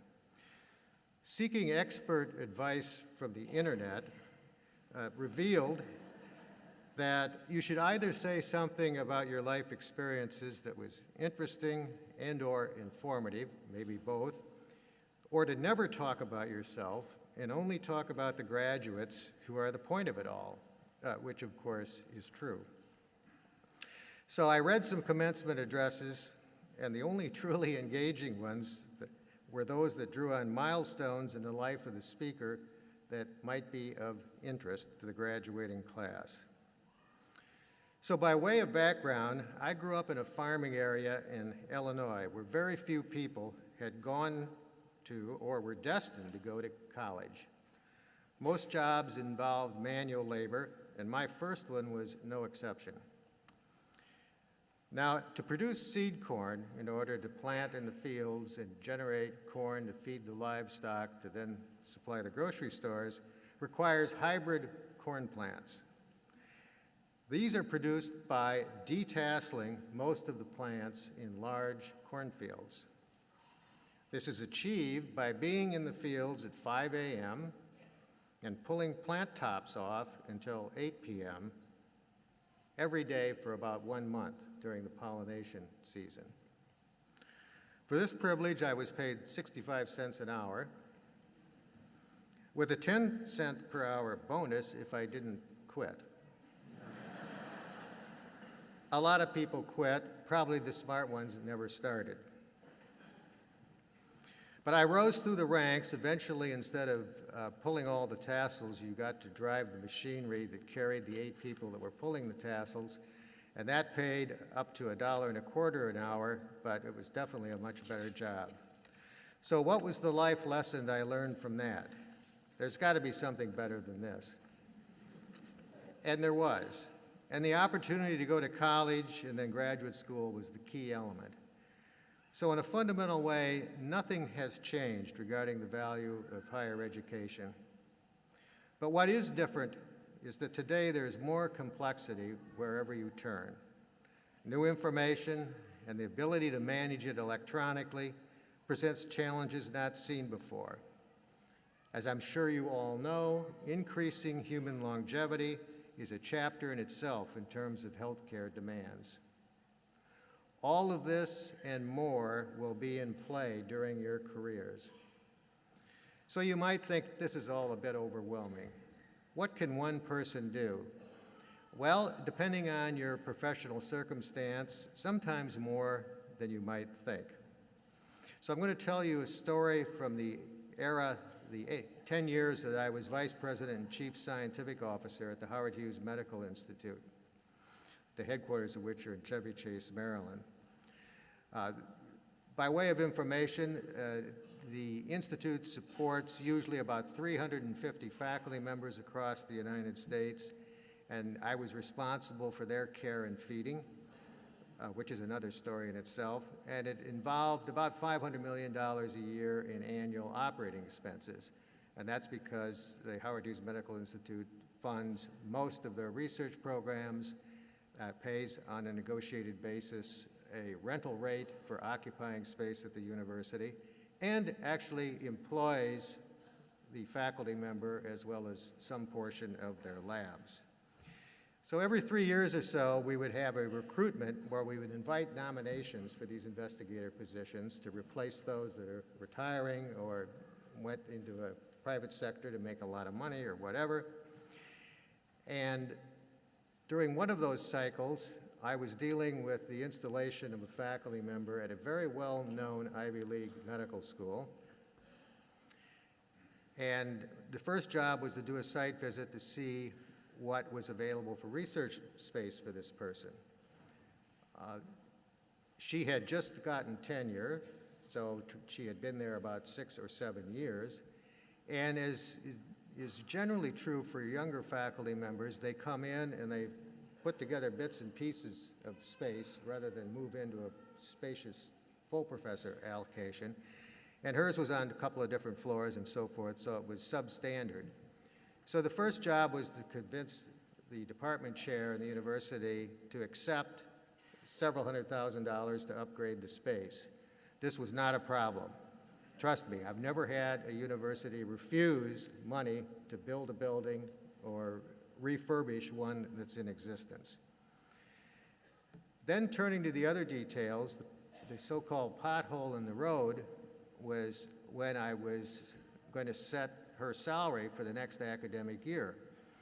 And my procedure was always to do due diligence, find out what the salary range was throughout the entire institution, compare it with what's available for that information in comparative institutions in the United States and so forth. Anyway, bottom line was she was underpaid. So I called up the department chair and I said, well, we really got one more thing to deal with, and that's salary setting. You have proposed X dollars, and it's not enough because I've looked at what else is going on at your institution, not just your department, but your institution, in the entire Howard Hughes Medical Institute and across the country in general. And I think the salary should be this number of dollars. And I immediately got a lot of blowback about, well, you know, this is our prerogative, and she's a junior, and a lot of things that really didn't make much sense. I said, well, you know, no matter all of that, the fact of the matter is she's no longer your employee. She's my employee because she's a Howard Hughes Medical Institute investigator. And therefore, I'm the one that sets her salary.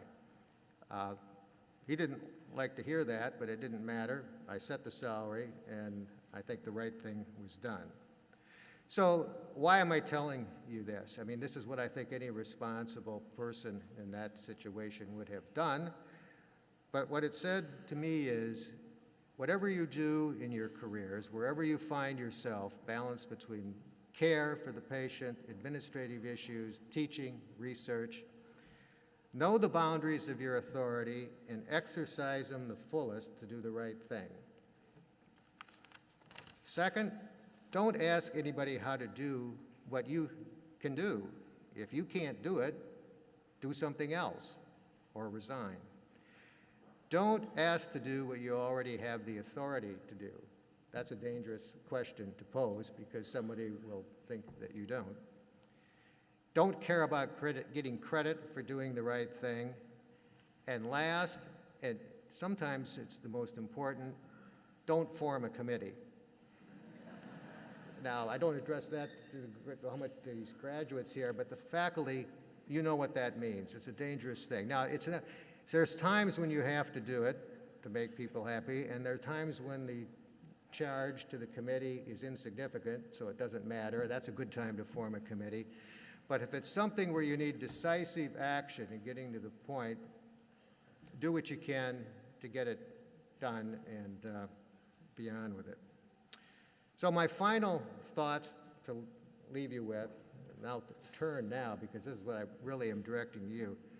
Things I think you will never say.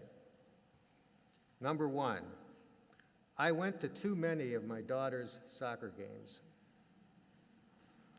Number two, I shouldn't have bothered to go to parent-teachers night. Number three, I called my parents too much after I left home. And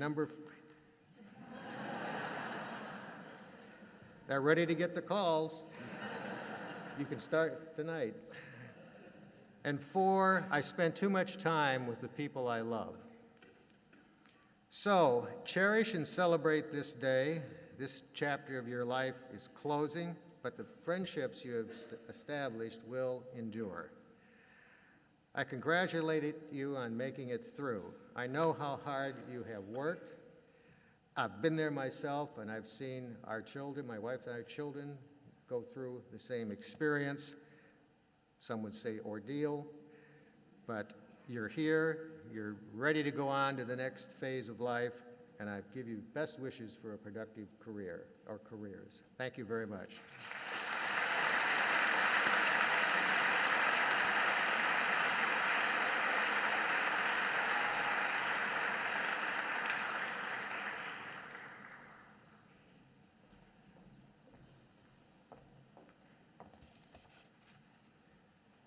It is my pleasure to introduce Dr. Deborah Buchan, President of the Medical Alumni Association.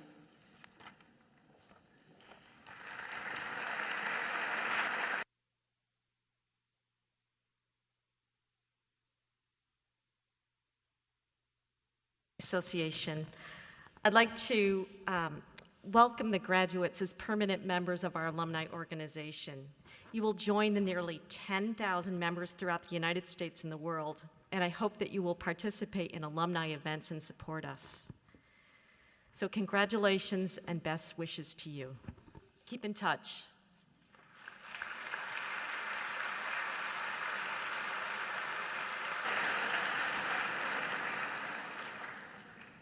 Dr. Buchan will present the Medical Alumni Awards. She will be assisted by Dr. Jennifer Krishna, Associate Dean for Undergraduate Medical Education, Dr. Rajesh Dave, Dean of the Binghamton Campus, and Dr. Julie Rawls-White, Dean of Student Affairs. The class of 2013 recognizes faculty and departments by nominating them to receive awards from the Medical Alumni Association. Would this year's recipients of the Medical Alumni Awards please come forward as I announce your name? Philip B. Armstrong Award, Dr. Susan Stearns.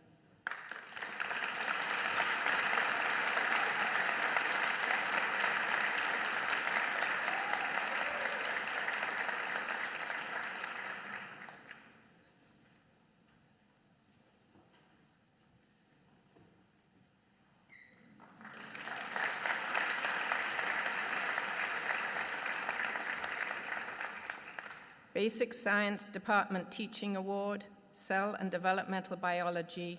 This award will be accepted by Dr. N. Barry Berg.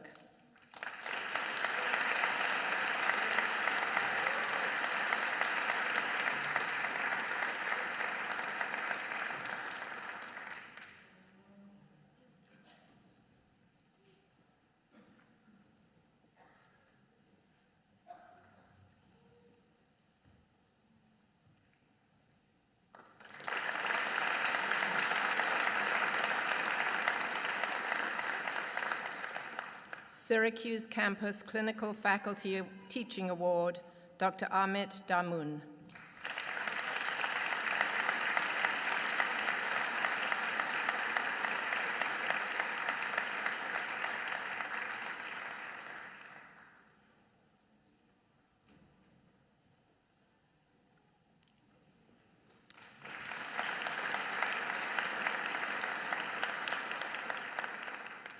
Syracuse Campus Clinical Department Teaching Award, Pediatrics. This award will be accepted by Dr. Ann Botash.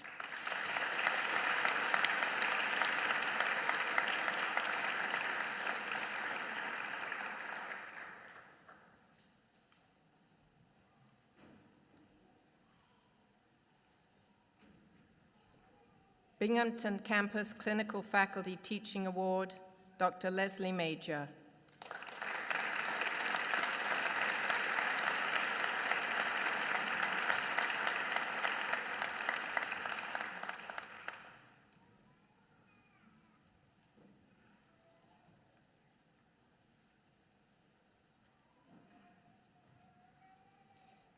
Binghamton Campus Clinical Department Teaching Award, Surgery.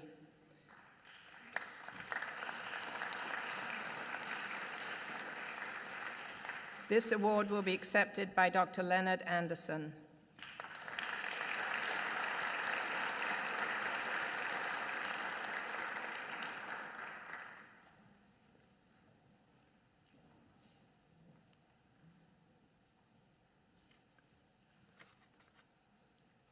Dr. Buchan may sit down. The Leonard Tao Humanism in Medicine Faculty Award, presented by the Arnold P. Gold Foundation, recognizes and honors a faculty member who demonstrates the highest standard of integrity, excellence, compassion, altruism, respect, empathy, and service. Dr. Gloria Kennedy has been selected by the graduating class to receive this award.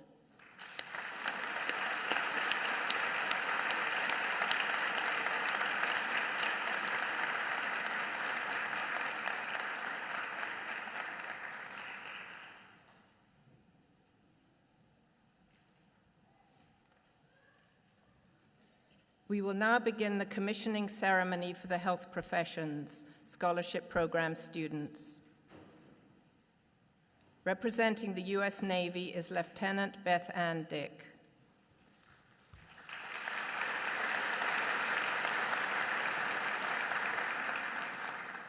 Good morning. Oh, sorry. Will the students who are being commissioned, please come forward and face the audience. Lieutenant Beth Ann Dick will begin the commissioning ceremony with opening remarks.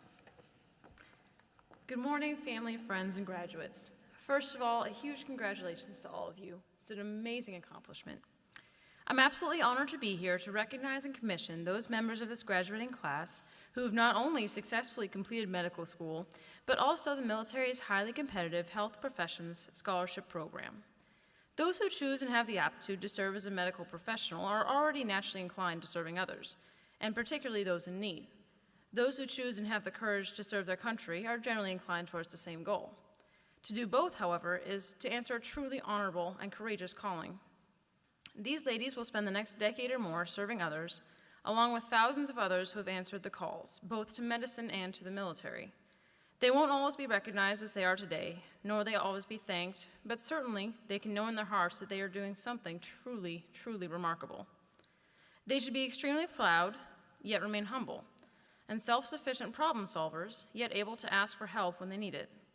Miss Dickinson, Miss Skipton, and Miss Misercola, remember first the family that supports you, whether they are by blood or otherwise, and remember to always care for those around you. Have fun, and always maintain your integrity to the medical professions as well as to the military and to those you serve and work with. For a lone Air Force officer this morning, I share this from NASA astronaut and former Air Force pilot Michael P. Anderson. If you want something that's going to provide you with a lot of challenges and a variety of different things to do, then you really can't beat a place like the Air Force. And for those who will be serving in the greatest Navy in the world, I share this quote from President John F. Kennedy. I can imagine no more rewarding a career, and any man or woman who may be asked in this century what he or she did to make his or her life worthwhile, I can respond with a good deal of pride and satisfaction. I served in the United States Navy. And with that, ladies, first the Navy, please raise your right hand and repeat after me. I state your name. having been appointed as a lieutenant in the United States Navy under the conditions indicated in this document, do accept such appointment and do solemnly swear that I will support and defend the Constitution of the United States against all enemies, foreign and domestic, that I will bear true faith and allegiance to the same, that I take this obligation freely without any mental reservation or purpose of evasion, and that I will well and faithfully discharge the duties of the office on which I am about to enter. So help me God. Congratulations.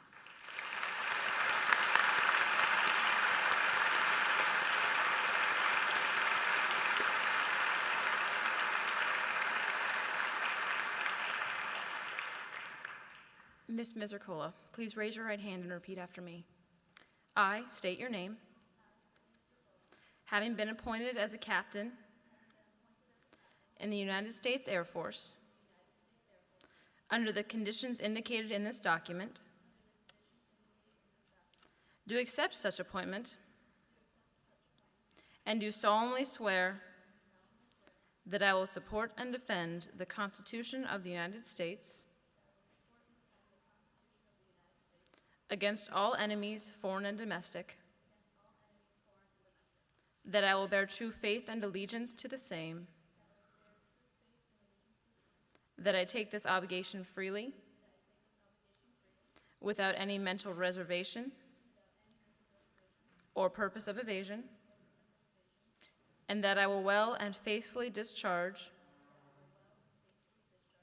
the duties of the office on which I am about to enter. So help me God. Congratulations.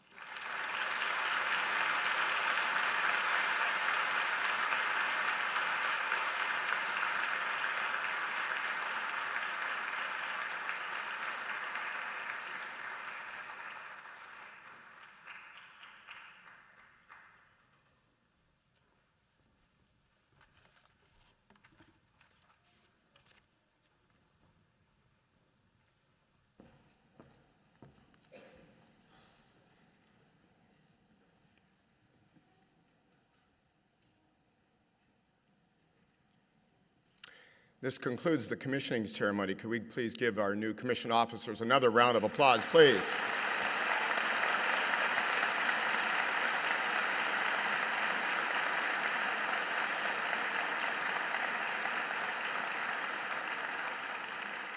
It's indeed exceptional students, as they are all today.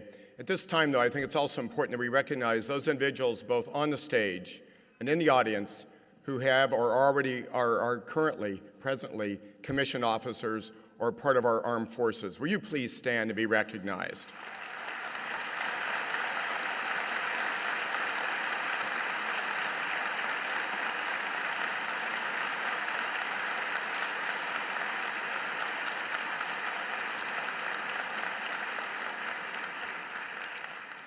Thank you for your service.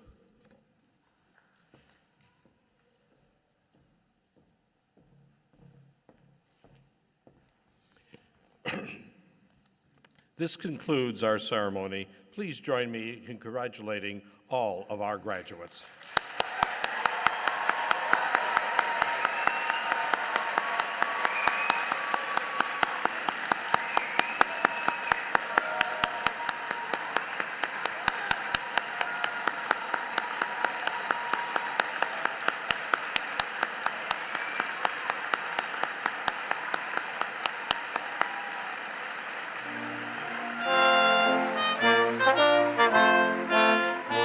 There will be a reception immediately following the ceremony at the Campus Activities Building. The recipients of awards may pick up their awards at the awards table at the reception. A photographer is available to take photos of graduates with their families and faculty. As a reminder, the graduates will recess to the outside of the building. You will need to meet your graduate outside. Please remain seated until the faculty and graduates have exited. Thank you.